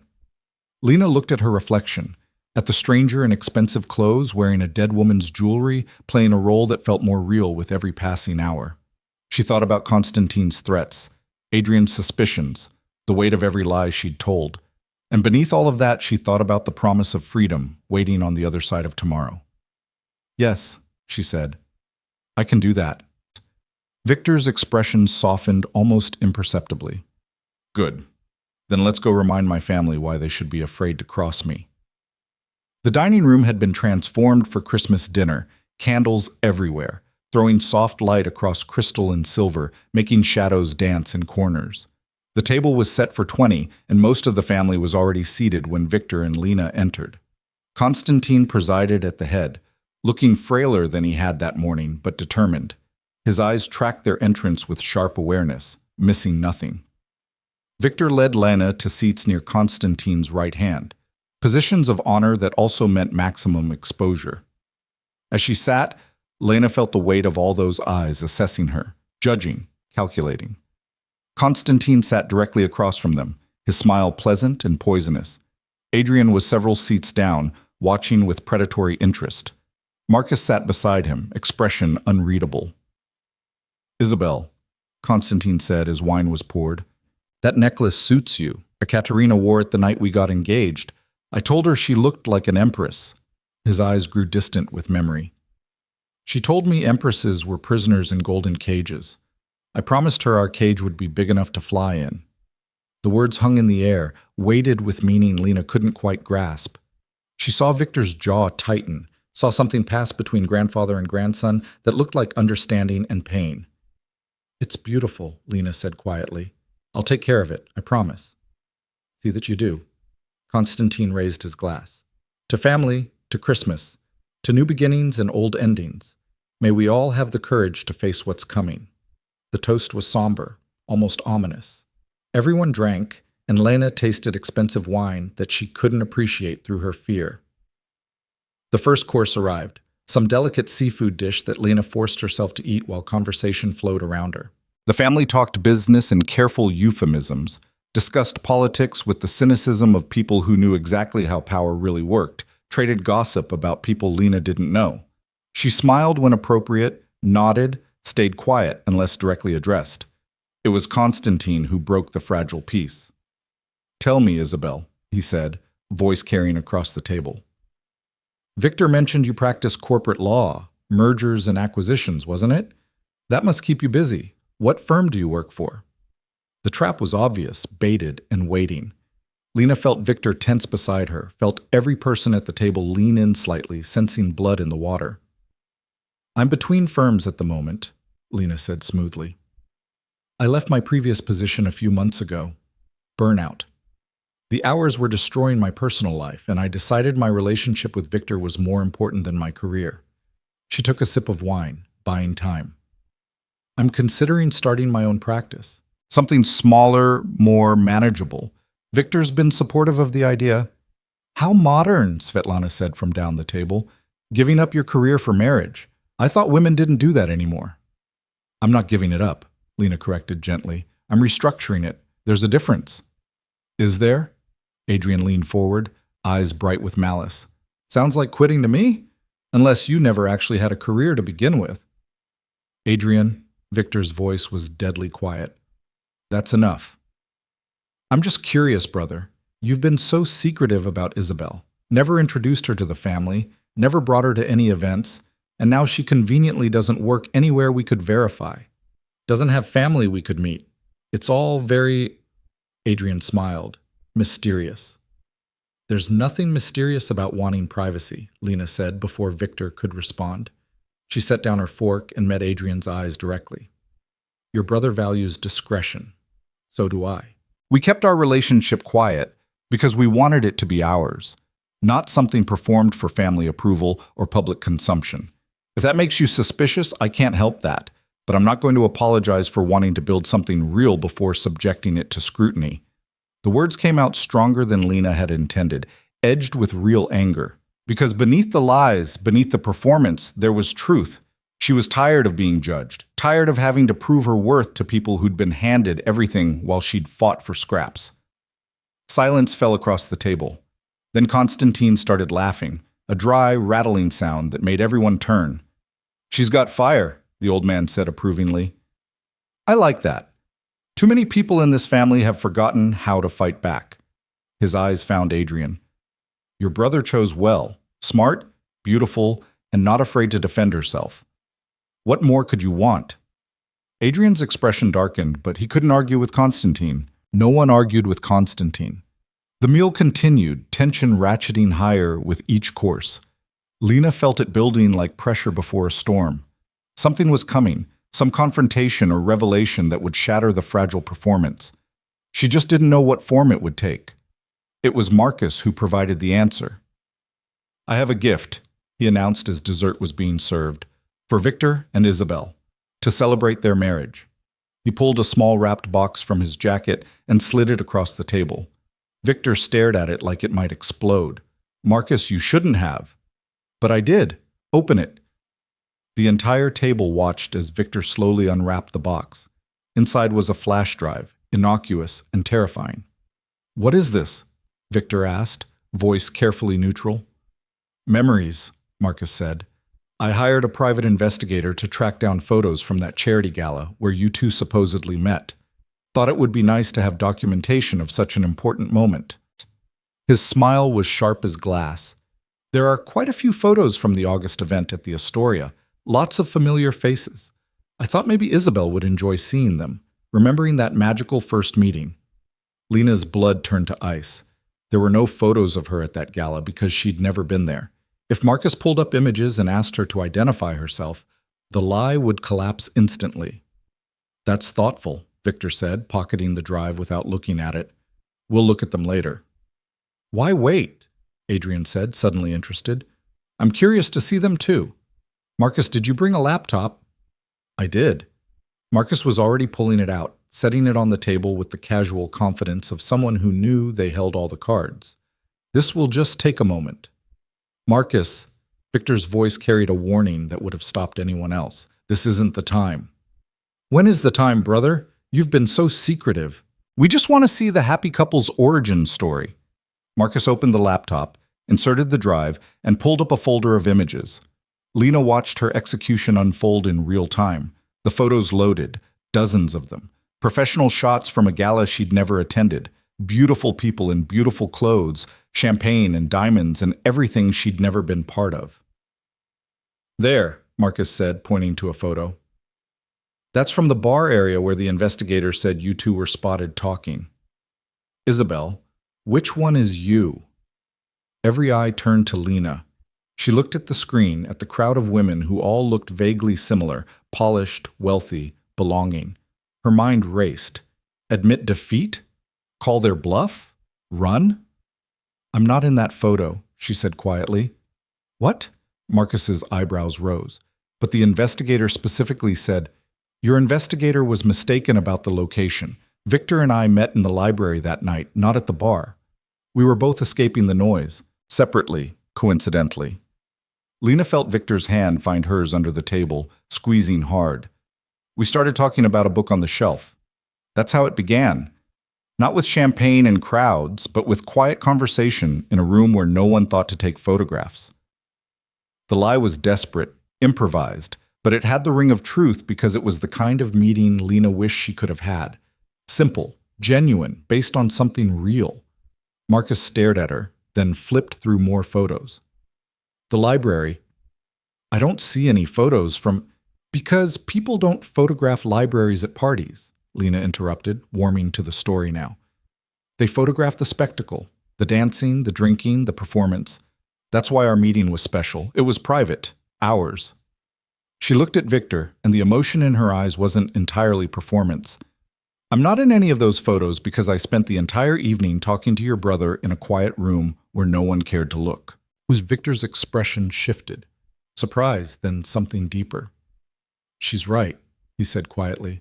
I'd forgotten how isolated we were, how it felt like the rest of the world disappeared. His eyes held Lena's, and she couldn't look away. How I knew within an hour that I'd found something extraordinary.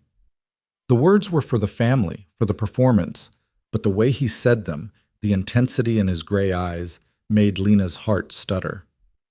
How romantic, Constantine said dryly, and conveniently unprovable. Most real moments are unprovable, Lena said, finding her voice. That's what makes them real. If you need photographic evidence to believe in a relationship, you've never been in love. The words landed like a slap. She saw it ripple across faces, acknowledgement, discomfort, something like shame from Svetlana, whose own marriage was rumored to be purely strategic. Constantine set down his glass with a soft click that commanded attention. Enough, he said firmly. This interrogation ends now. My grandson has brought home a woman who clearly cares for him, who handles pressure with grace, who doesn't back down when challenged. If you want to question her authenticity, question your own first. How many marriages at this table are based on love versus convenience? His gaze swept the table, landing hard on Constantine and Adrian. Victor chose someone real, someone with spine. I don't need photographs to see that. The patriarch's word was final. The interrogation stopped, conversation shifted to safer topics, and dinner continued. But the damage was done. Lena could feel it in the way people looked at her now, some with grudging respect, others with intensified suspicion. Marcus looked frustrated but not defeated. Adrian looked calculating. Constantine looked like he was already planning his next move. When dinner finally ended, Lena felt wrung out, exhausted down to her bones. The family dispersed to the sitting room for after-dinner drinks, but Victor guided her toward the stairs with a hand at her lower back. We're retiring early, he announced to no one in particular. It's been a long day. No one argued. Lena felt their eyes following as Victor led her up the grand staircase, down the corridor, into the sanctuary of their suite. The door closed behind them with finality, and suddenly the performance was over and she could breathe. Lena made it 3 steps into the room before her legs gave out. She sank onto the sofa, hands shaking, the adrenaline crash hitting her all at once. You did it, Victor said, kneeling in front of her. You survived. They threw everything at you and you held firm. I barely held firm, Lena whispered. If Marcus had asked me to identify anyone else in those photos, if Constantine had pushed harder, but they didn't. You deflected perfectly. That story about the library... Victor shook his head, something like wonder in his expression. It was brilliant. Unprovable, but completely believable. You turned their trap into something that made us look more authentic. It was luck, Lena said. Pure desperation and luck. No. Victor's hands covered hers, warm and steady. It was survival instinct, the same instinct that's kept you alive through everything else you've endured. He paused, and when he spoke again, his voice was rough with emotion she didn't understand. That thing you said about real moments, being unprovable, about how photographic evidence means you've never been in love. That was... He trailed off, searching for words. True, Lena finished quietly. It was true. I've never been in love, but I know what real feels like, and it's never documented. It's always the quiet moments no one else sees. Victor was still kneeling in front of her, close enough that Lena could count his eyelashes, see the faint scar through his eyebrow in detail. The firelight played across his features, softening the harsh lines, making him look almost vulnerable. "Lena," he said, and the use of her real name felt intimate, dangerous. "I need to tell you something." Before he could continue, someone knocked hard on the door. Victor's expression shuddered immediately, the vulnerability disappearing behind ice and control. He stood, crossed to the door, opened it a crack. "What?" His voice was sharp. "It's Constantine," Marcus said from the hallway. "He's asking for you both. Now." Victor turned to look at Lena, and she saw concern flash across his face before he masked it. "We'll be right there." They found Constantine in his study, a room Lena hadn't seen before. Dark wood and leather, walls lined with books that looked ancient and valuable. The old man sat behind a massive desk, and despite his illness, despite the way death clung to him like a shadow, he still commanded the space with absolute authority. "Sit," he said, gesturing to chairs across from him. They sat. Victor's posture was tense, ready for conflict. Lena tried to mirror his composure, but her heart hammered against her ribs. Constantine studied them in silence for a long moment. Then he pulled out a folder, thick, official-looking, and dropped it on the desk between them. "Constantine brought me this an hour ago," the old man said. "Investigation results, very thorough, very damning." Lena's world tilted.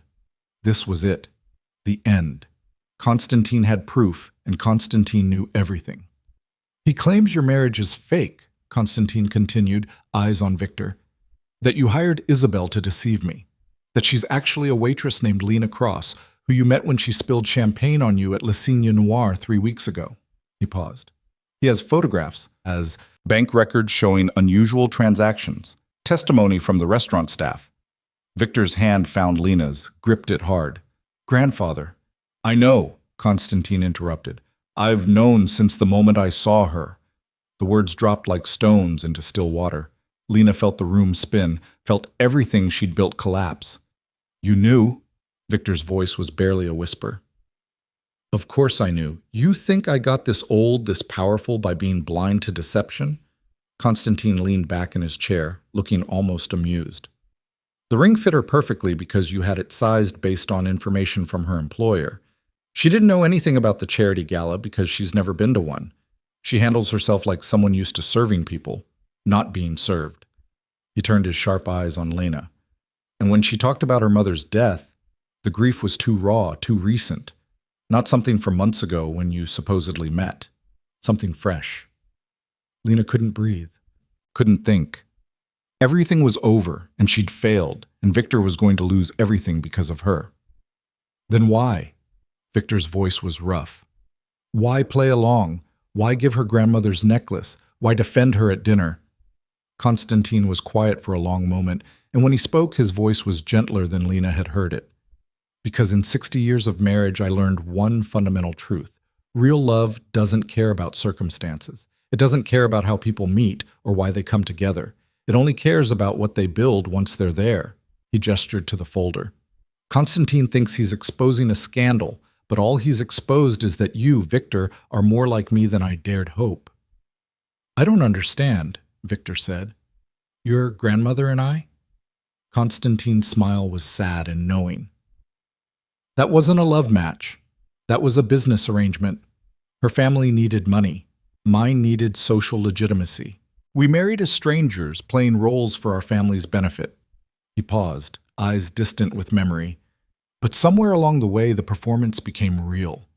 The woman I was supposed to pretend to love became the only person I actually trusted. The marriage that started as deception became the realest thing in my life." Lena felt tears burning behind her eyes, overwhelmed by the revelation, by the parallel he was drawing. "So you see," Constantine continued, "I don't care that you hired this girl. I don't care that the marriage started as a transaction. What I care about is this." He pointed at their joined hands, at the way Victor held on to Lena like she was the only stable thing in a collapsing world. "That's not performance. That's not acting. Whatever this started as, it's becoming something else. I can see it. Anyone with eyes can see it." "Grandfather, the contract," Victor started. "I don't care about contracts. I care about whether you're going to be stupid enough to let her walk away when this ends." Konstantine's voice turned sharp. Because that's the real question, isn't it? The 5 days are almost over. The deal is almost complete. And then what? She gets her money and disappears? You go back to being alone? He shook his head. I didn't raise you to be that much of a fool. Silence fell across the study. Lena looked at Victor and saw something raw and unguarded in his expression. Hope, fear, longing, all tangled together. What do you want me to do? Victor asked his grandfather quietly. I want you to make a choice, Constantine said. Not for me, not for the family, for yourself. He looked at Lena. Both of you need to choose. Is this just a transaction that ends when the money changes hands? Or is it the beginning of something real? Lena's throat was tight, words stuck behind emotion too big to name. She thought about the last 3 days, about every moment that had felt too real to be acting, about the way Victor protected her and pushed her and looked at her like she mattered. I don't know how to answer that, she whispered. Then figure it out, Constantine said. Because tomorrow, Constantine is going to demand a family meeting. He's going to present his evidence and try to destroy you both. And your only defense is to decide whether you're going to keep lying or tell the truth and own it. Tell the truth? Victor sounded shocked. Admit it was fake. Admit it started as necessity and became choice, Constantine corrected. Admit that circumstances brought you together, but something real kept you there. Admit that you're not perfect, but you're honest about it. He coughed, and Lena saw how much this conversation was costing him physically. The only power Constantine has is the lie. Take that away by owning your truth, and he has nothing. Victor stood abruptly, pulling Lena up with him. We need time to think. You have until tomorrow at noon, Constantine said. That's when Constantine wants his meeting. Whatever you decide, decide together. And for what it's worth, his eyes softened. I'm on your side. I always have been. They left the study in silence, walking through dark corridors back to their suite. Neither spoke until the door closed behind them, and they were alone again in the firelight. He knew, Lena said finally. This whole time, he knew, and he didn't care. He cared, Victor corrected, moving to pour them both drinks. Just not about the things Constantine thought he'd care about. He handed Lena a glass of amber liquid that burned going down. He cares about whether we're real, whether this matters. Does it? The question escaped before Lena could stop it. Matter, to you. Victor set down his glass and crossed to where she stood. In the firelight, with his guard finally down, he looked younger than his 28 years, vulnerable in a way Lena had never seen. 3 days ago, you were a stranger who spilled champagne on me, he said quietly. A desperate woman I could use to solve my problem. A transaction, clean, simple, finite. He reached up and tucked a strand of hair behind her ear, the gesture achingly tender.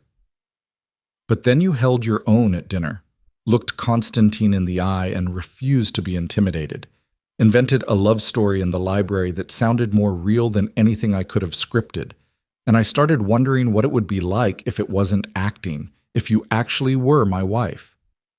Lena's breath caught. Victor, I know the deal. 5 days, I pay you. You leave. We never see each other again. His hand cupped her jaw, thumb brushing her cheekbone. But I'm standing here realizing I don't want that anymore. I don't want you to leave. I don't want this to end. You don't know me, Lena whispered. Not really. This has all been performance and survival and… I know you're brave, Victor interrupted. I know you're loyal. You protected me tonight, even when it would have been easier to confess. I know you're honest about your limitations instead of pretending to be something you're not. I know you loved your mother enough to bankrupt yourself keeping her comfortable.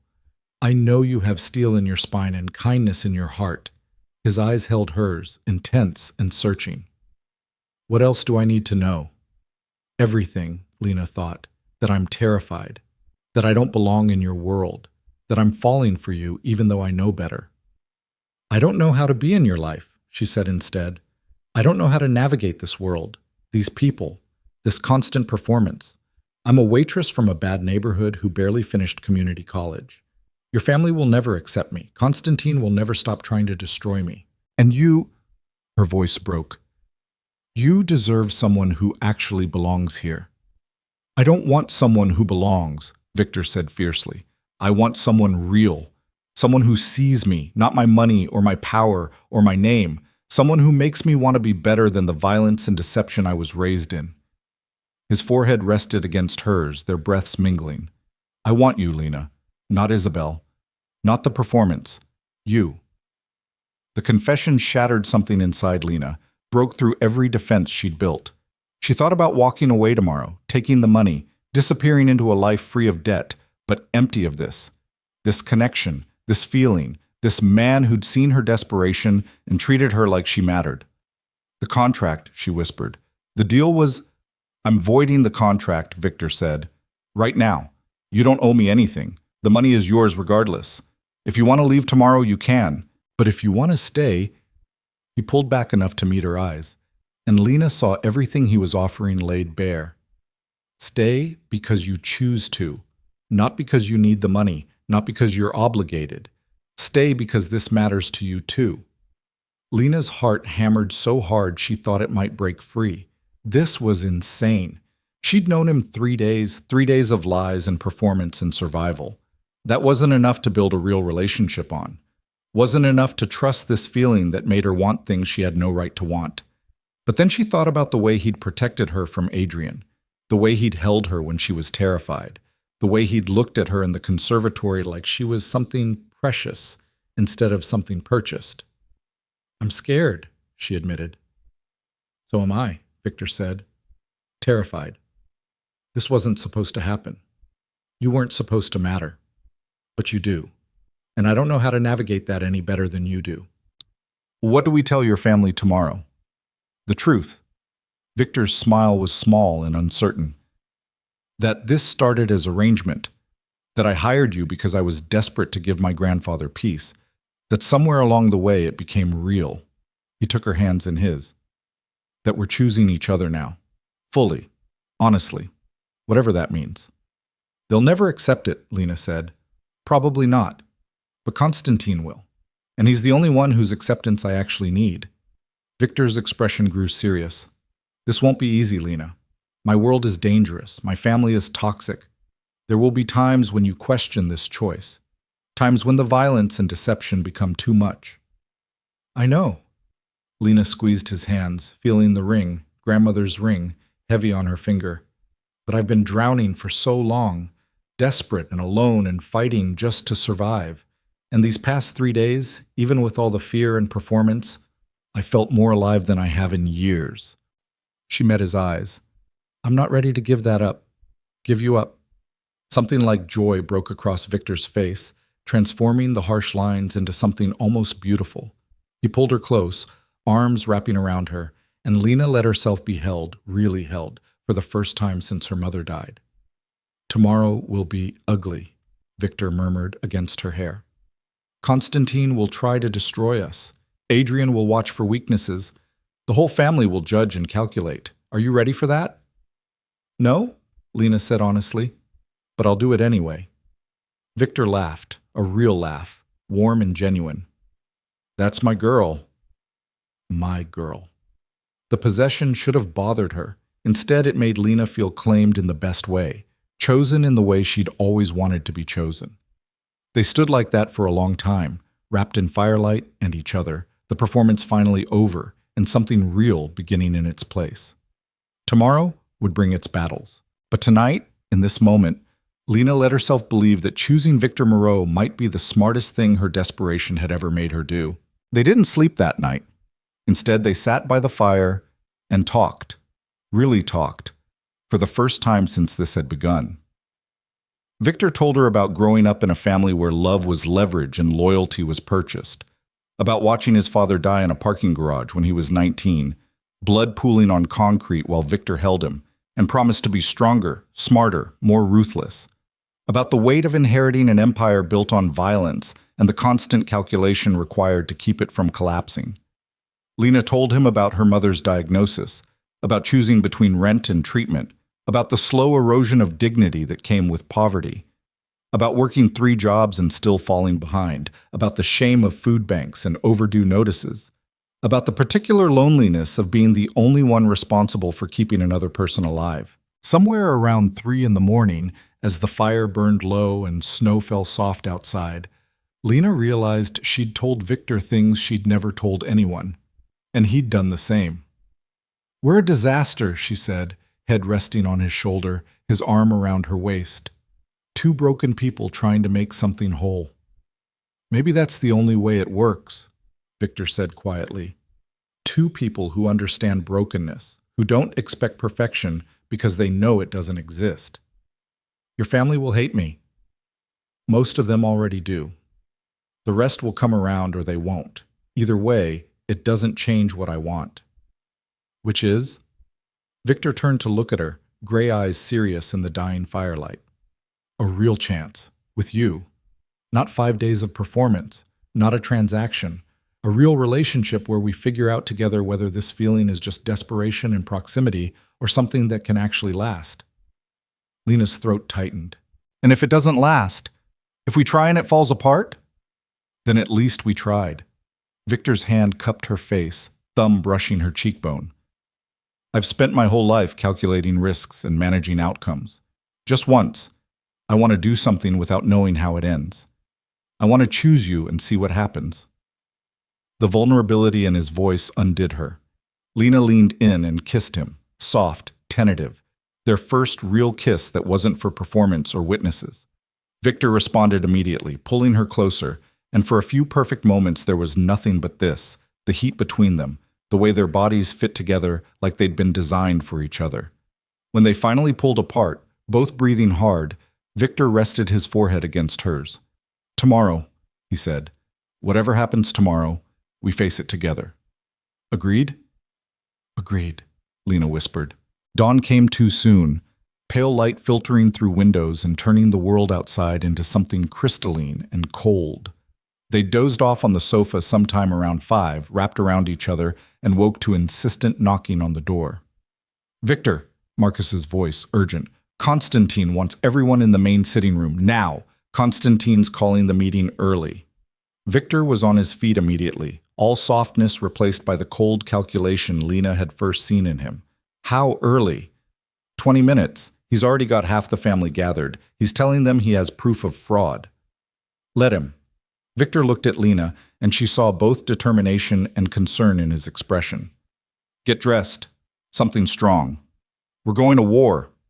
Lena chose a dress the color of midnight, simple and severe, with the emerald necklace at her throat like armor. She twisted her hair up, applied makeup with a steady hand despite her racing heart, and looked at herself in the mirror. The woman staring back didn't look like a waitress anymore. She looked like someone who belonged, someone who'd earned her place, someone who wasn't going to back down. When they walked into the sitting room together, hand in hand, the entire family was waiting. Constantine stood by the fireplace, folder in hand, expression triumphant. Adrian sat nearby, watching with avid interest. Marcus leaned against a wall, arms crossed, face unreadable. Svetlana and the other wives clustered together, whispering. And Constantine sat in his chair like a judge presiding over court, waiting to see what would unfold. "Ah," Constantine said when he saw them. "The happy couple. So glad you could join us for this little family discussion." "Cut the performance, Constantine," Victor said flatly. "Say what you came to say." Constantine's smile sharpened. "Very well. I'll be direct." He opened the folder and pulled out photographs, spreading them across the coffee table. "These are surveillance photos from Le Cygne Noir, dated 3 weeks ago. That's you, Victor, having champagne spilled on you by a waitress. And that's you," he pointed at Lena, looking terrified, not like a successful corporate lawyer, like a broke server who'd just ruined her only source of income. Murmurs rippled through the family. Lena felt their eyes on her, assessing, judging. "I also have bank records," Constantine continued, pulling out more documents, showing a large payment from Victor's account to Alina Cross, not Isabelle Laurent, dated 4 days ago. "I have testimony from the restaurant manager confirming that Lena Cross worked there until she suddenly quit without notice the day after this incident." He looked around the room, making sure everyone was paying attention. "And I have this, a contract signed by both Victor and Lena Cross, outlining the terms of a 5-day arrangement where she would pose as his wife in exchange for payment. The contract, Lena felt ice flood her veins. She'd signed it in Victor's penthouse, and somehow Constantine had gotten a copy. Where did you get that? Victor's voice was dangerous, deadly quiet. I have my sources. Constantine's expression was smug. The point is, I have proof, irrefutable proof that your marriage is a fraud, that you hired a desperate waitress to deceive our dying patriarch. He turned to Constantine. Father, Victor has lied to you, used your love for him to manipulate you. He deserves to be removed from his position immediately. Silence fell across the room, heavy and suffocating. Lena waited for Constantine's rage, for the explosion that would end everything. Instead, the old man laughed. Is that all? Constantine said, sounding almost disappointed. Constantine, I expected better from you. This dramatic revelation, this smoking gun evidence, it's all very theatrical, but ultimately meaningless. Constantine's expression faltered. Meaningless? He lied to you, hired an actress to play his wife. How is that meaningless? Because I already knew, Constantine said calmly. Have known since the moment I met her. Did you think I'd reach this age, this position, without learning to spot deception? He gestured to the photographs and documents. Your evidence just confirms what I already suspected. Congratulations, you've wasted everyone's time. The room erupted. Family members talking over each other, confusion and shock rippling through them. Constantine looked like he'd been struck, his triumphant expression crumbling into disbelief. You knew? Adrian said, standing. And you accepted it anyway? I did.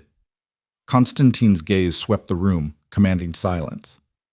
Because I recognize something that apparently none of you have learned, that how something begins doesn't determine how it ends, that circumstances bring people together, but character keeps them there. He looked at Victor and Lena. Yes, this started as a transaction. Yes, Victor hired Lena to play a role. But somewhere in these past 3 days, something real developed. I've watched them. I've seen the way they protect each other, the way they've chosen to face this together rather than separately. That's not acting. That's partnership.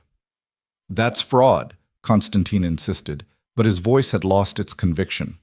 That's survival, Constantine corrected. Victor needed a solution to an impossible situation. Lena needed a way out of crushing debt. They helped each other. And in the process, they found something neither was looking for. He turned to the rest of the family. How many of you married for love? How many married for strategy, for money, for family alliance? Yet you stand here judging these two for being honest about what you all pretend isn't true, that most marriages start as transactions and only become real through choice and work. The words landed like blows. Lena saw it in their faces, the acknowledgement, the discomfort, the unwilling recognition of truth. So what now? Svetlana asked quietly. If you knew it was fake, why let them continue the charade? Because it's not a charade anymore, Constantine said. Look at them. Everyone turned to stare at Victor and Lena, still standing hand in hand facing the room together. And Lena realized what they must see. Two people who'd unconsciously moved closer as the confrontation escalated, who stood shoulder to shoulder like soldiers facing fire, who looked at each other with something that couldn't be faked. That's real, Constantine said softly. Messy, complicated, born from desperation, but real. And I'll take messy reality over perfect fiction any day. He looked at Constantine. Your move failed. Not because I didn't believe your evidence, but because I don't care about how they started. I care about what they're building. And if you can't see the difference, you're more foolish than I thought. Constantine's face flushed with rage and humiliation. You're making a mistake. She's nobody. She has nothing to offer this family except courage, Victor interrupted, stepping forward. Except the strength to walk into a room full of predators and hold her own. Except the honesty to admit when she's afraid instead of hiding behind arrogance. His voice grew harder. You want to talk about what she offers? She offers more integrity in her desperation than you've shown in your entire entitled life. Victor, Lena said quietly, touching his arm. Let me. She stepped forward, leaving Victor's side for the first time since entering the room. Every eye tracked her movement as she stopped in front of Constantine, looking up at the man who'd tried to destroy her. You're right, she said clearly. I am nobody. I was a waitress drowning in debt, desperate enough to accept a stranger's offer because I had no other options. Everything you said about me is true." She paused, letting that sink in. "But here's what you don't understand. That desperation taught me things your privilege never could. It taught me how to survive impossible situations, how to adapt and endure, how to find strength when there's nothing left to lose." She glanced at the family. "You all grew up with safety nets, with money and power protecting you from consequences. I grew up with nothing, and that nothing made me into someone who doesn't break easily." She turned to Constantine. "You asked if this matters to me. If I'm choosing Victor or just taking his money. Here's my answer. I'm voiding the contract. The money doesn't matter anymore. I'm staying because I choose to, because in 3 days your grandson showed me more respect and protection than I've known in years. Because he looked at my desperation and didn't exploit it, he met it with his own." Her voice grew stronger. "I'm not Isabelle Laurent. I'm Lena Cross, and I'm choosing to be here, in this family, with all its toxicity and violence and judgment, not because I have to, because I want to." The silence that followed was absolute. Lena's heart hammered, but she kept her chin high, refusing to show fear. Then Constantine started clapping, slow, deliberate applause that filled the room. "Well said," the old man said approvingly. "That's what I wanted to hear. Not performance, not deception, just honest choice." He looked around at his family. "Does anyone else have objections? Because if so, voice them now or accept this and move forward." Adrian stood slowly.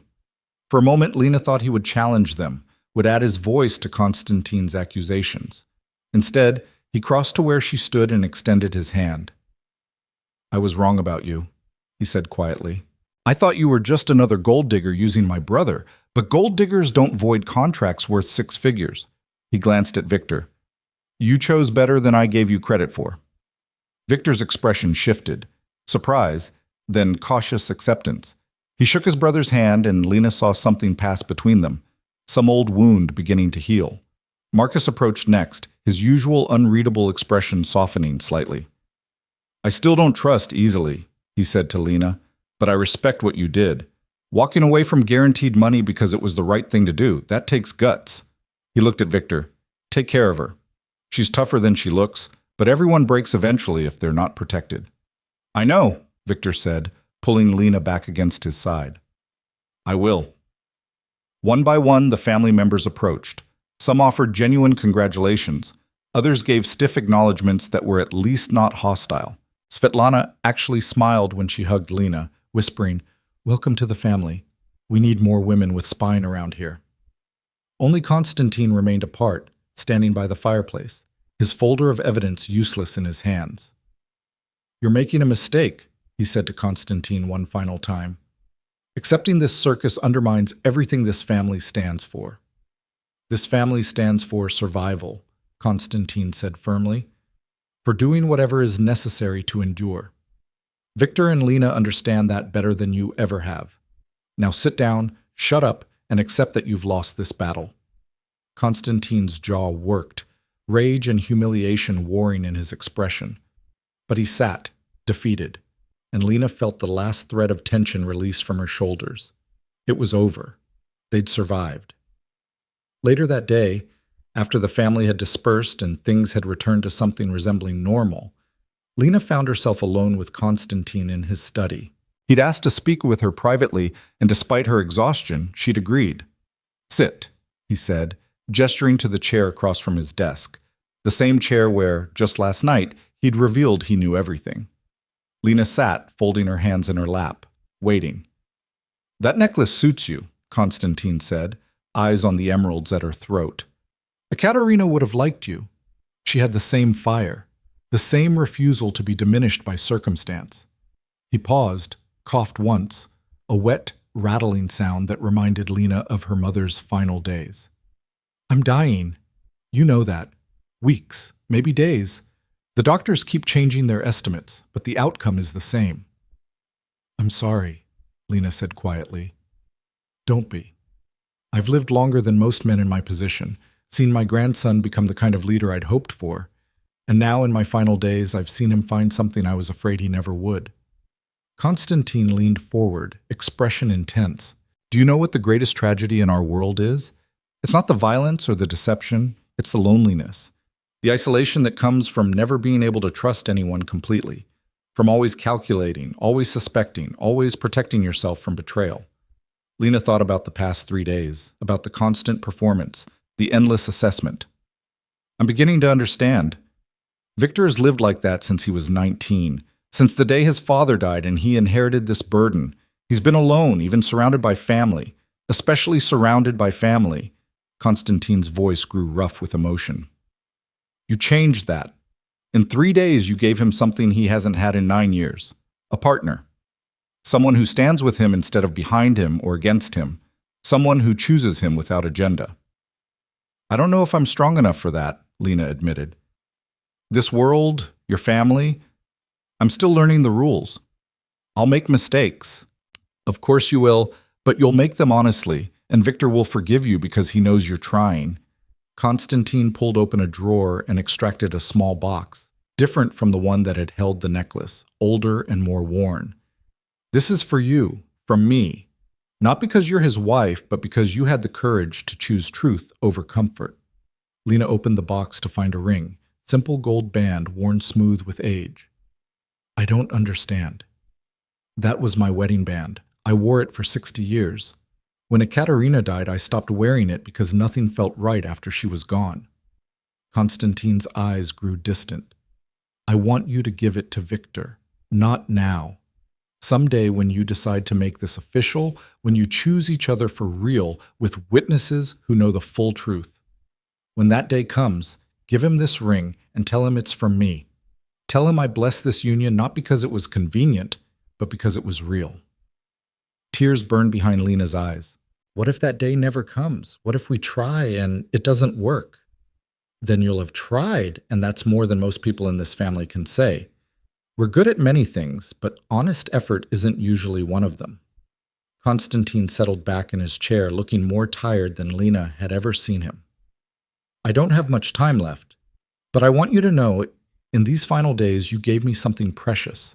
You gave me proof that my grandson can love honestly, that he can choose partnership over power, that maybe this family's legacy won't just be violence and strategy.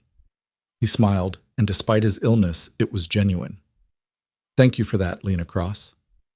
Thank you for believing in me, Lena said, voice breaking, for seeing past what I was and recognizing what I was trying to become. You're already there, child. You just need to believe it yourself. 3 months later, on a cold March morning, Constantine Moreau died peacefully in his sleep with his family surrounding him. Victor held his hand at the end, and Lena stood beside him, and the old man's last words were for both of them. Build something real, he whispered, something worth the mess. They buried him in the family plot with full honors, and Constantine tried one final time to challenge Victor's leadership during the funeral reception. But the family, having witnessed the strength of Victor and Lena's partnership, having seen how they faced challenges together, voted unanimously to support Victor's position. Constantine left that night and never returned to the estate. Adrian took over some of his responsibilities. Marcus stepped up to handle others. And slowly, carefully, the family structure shifted to accommodate the new reality. Lena moved into Victor's penthouse officially, leaving behind her studio apartment and the life she'd known before. The adjustment was harder than she'd expected, learning to navigate wealth, learning to handle the constant assessment from business associates, learning to distinguish real threats from imagined ones. But Victor was patient. He taught her the rules of his world, introduced her to people who could help her finish her education, supported her when she decided to pursue a degree in business instead of trying to fake a legal career she'd never had. He protected her from the worst of the family's toxicity while letting her fight her own battles when she needed to prove herself. And somewhere in the chaos of building a real relationship, of navigating family politics and business obligations, of learning to trust each other with more than just survival, Lena fell completely in love with Victor Moreau. Not the cold, calculating man who'd hired her, not the performance they'd crafted, but the real Victor beneath the ice, the one who woke from nightmares about his father's death and let her hold him. The one who brought her coffee exactly how she liked it without being asked. The one who protected her fiercely but never made her feel weak. the one who asked for her opinion on business decisions and actually listened to her answers. 6 months after Constantine's death, Lena woke on a quiet Sunday morning to find Victor already awake, watching her with an expression she couldn't quite read. "What?" she asked, suddenly self-conscious. "Marry me," he said. "For real this time. Not a performance, not a transaction, a real marriage with witnesses who know the whole truth." Lena's breath caught. "Victor, I know we're already legally married from the contract. I know we've been living together, building this life. But I want to do it right. I want to stand in front of people who matter and choose you publicly, honestly. I want there to be no question that this is real." He pulled a small box from the nightstand, the worn box Constantine had given her months ago. "I found this in your drawer, my grandfather's ring. I think he'd want me to use it now." Lena felt tears spill over as Victor opened the box, showing her the simple gold band that had symbolized 60 years of real love built from circumstantial beginnings. "Yes," she said, voice breaking. "Yes, I'll marry you. For real. For always." Victor slipped the ring onto his own finger, then pulled her into his arms, holding her like she was the most precious thing in his world. "I love you, Lena Cross. Not who I hired, not who I thought I needed. Who you actually are. Messy, stubborn, brave, real." "I love you too," Lena whispered against his chest, "even though you're complicated and dangerous and your family is insane." "Especially because of that," Victor said, and she could hear the smile in his voice. They married 3 months later in a small ceremony that Constantine would have approved of, honest, intimate, with only people who knew the full truth in attendance. Adrian served as Victor's best man. Marcus gave a toast about how strange beginnings often lead to the strongest foundations. Svetlana caught the bouquet and joked about finding her own desperate waitress to shake things up. And when the minister asked if they took each other for better or worse, for richer or poorer, in sickness and health, Lena and Victor answered together, voices strong, hands clasped, the dead woman's ring replaced by simple gold bands that symbolized choice instead of circumstance. "I do." The reception was small but joyful, filled with people who'd learned to respect Lena's place in Victor's life.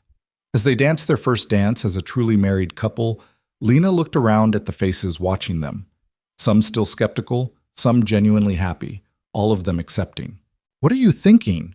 Victor asked, pulling her closer. "That Constantine was right," Lena said, "about building something real being worth the mess, about how things begin not mattering as much as what we choose to make of them." She looked up at her husband, really her husband now, chosen and choosing. "We started as a transaction, we became a partnership, and now we're something I don't even have words for." "A marriage," Victor said simply. "A real one, built on honesty about our beginnings and hope for our future." "And love," Lena added. "Don't forget love." "Never," Victor promised, and kissed her while their guests applauded and the winter sun streamed through windows, turning everything to gold. Years later, when people asked how they met, Lena and Victor would smile and tell the truth, that she'd spilled champagne on him, that he'd hired her to play his wife, that it had started as pure desperation on both sides. The story made people uncomfortable, made them question their assumptions about love and authenticity. But it was real. It was honest. It was theirs.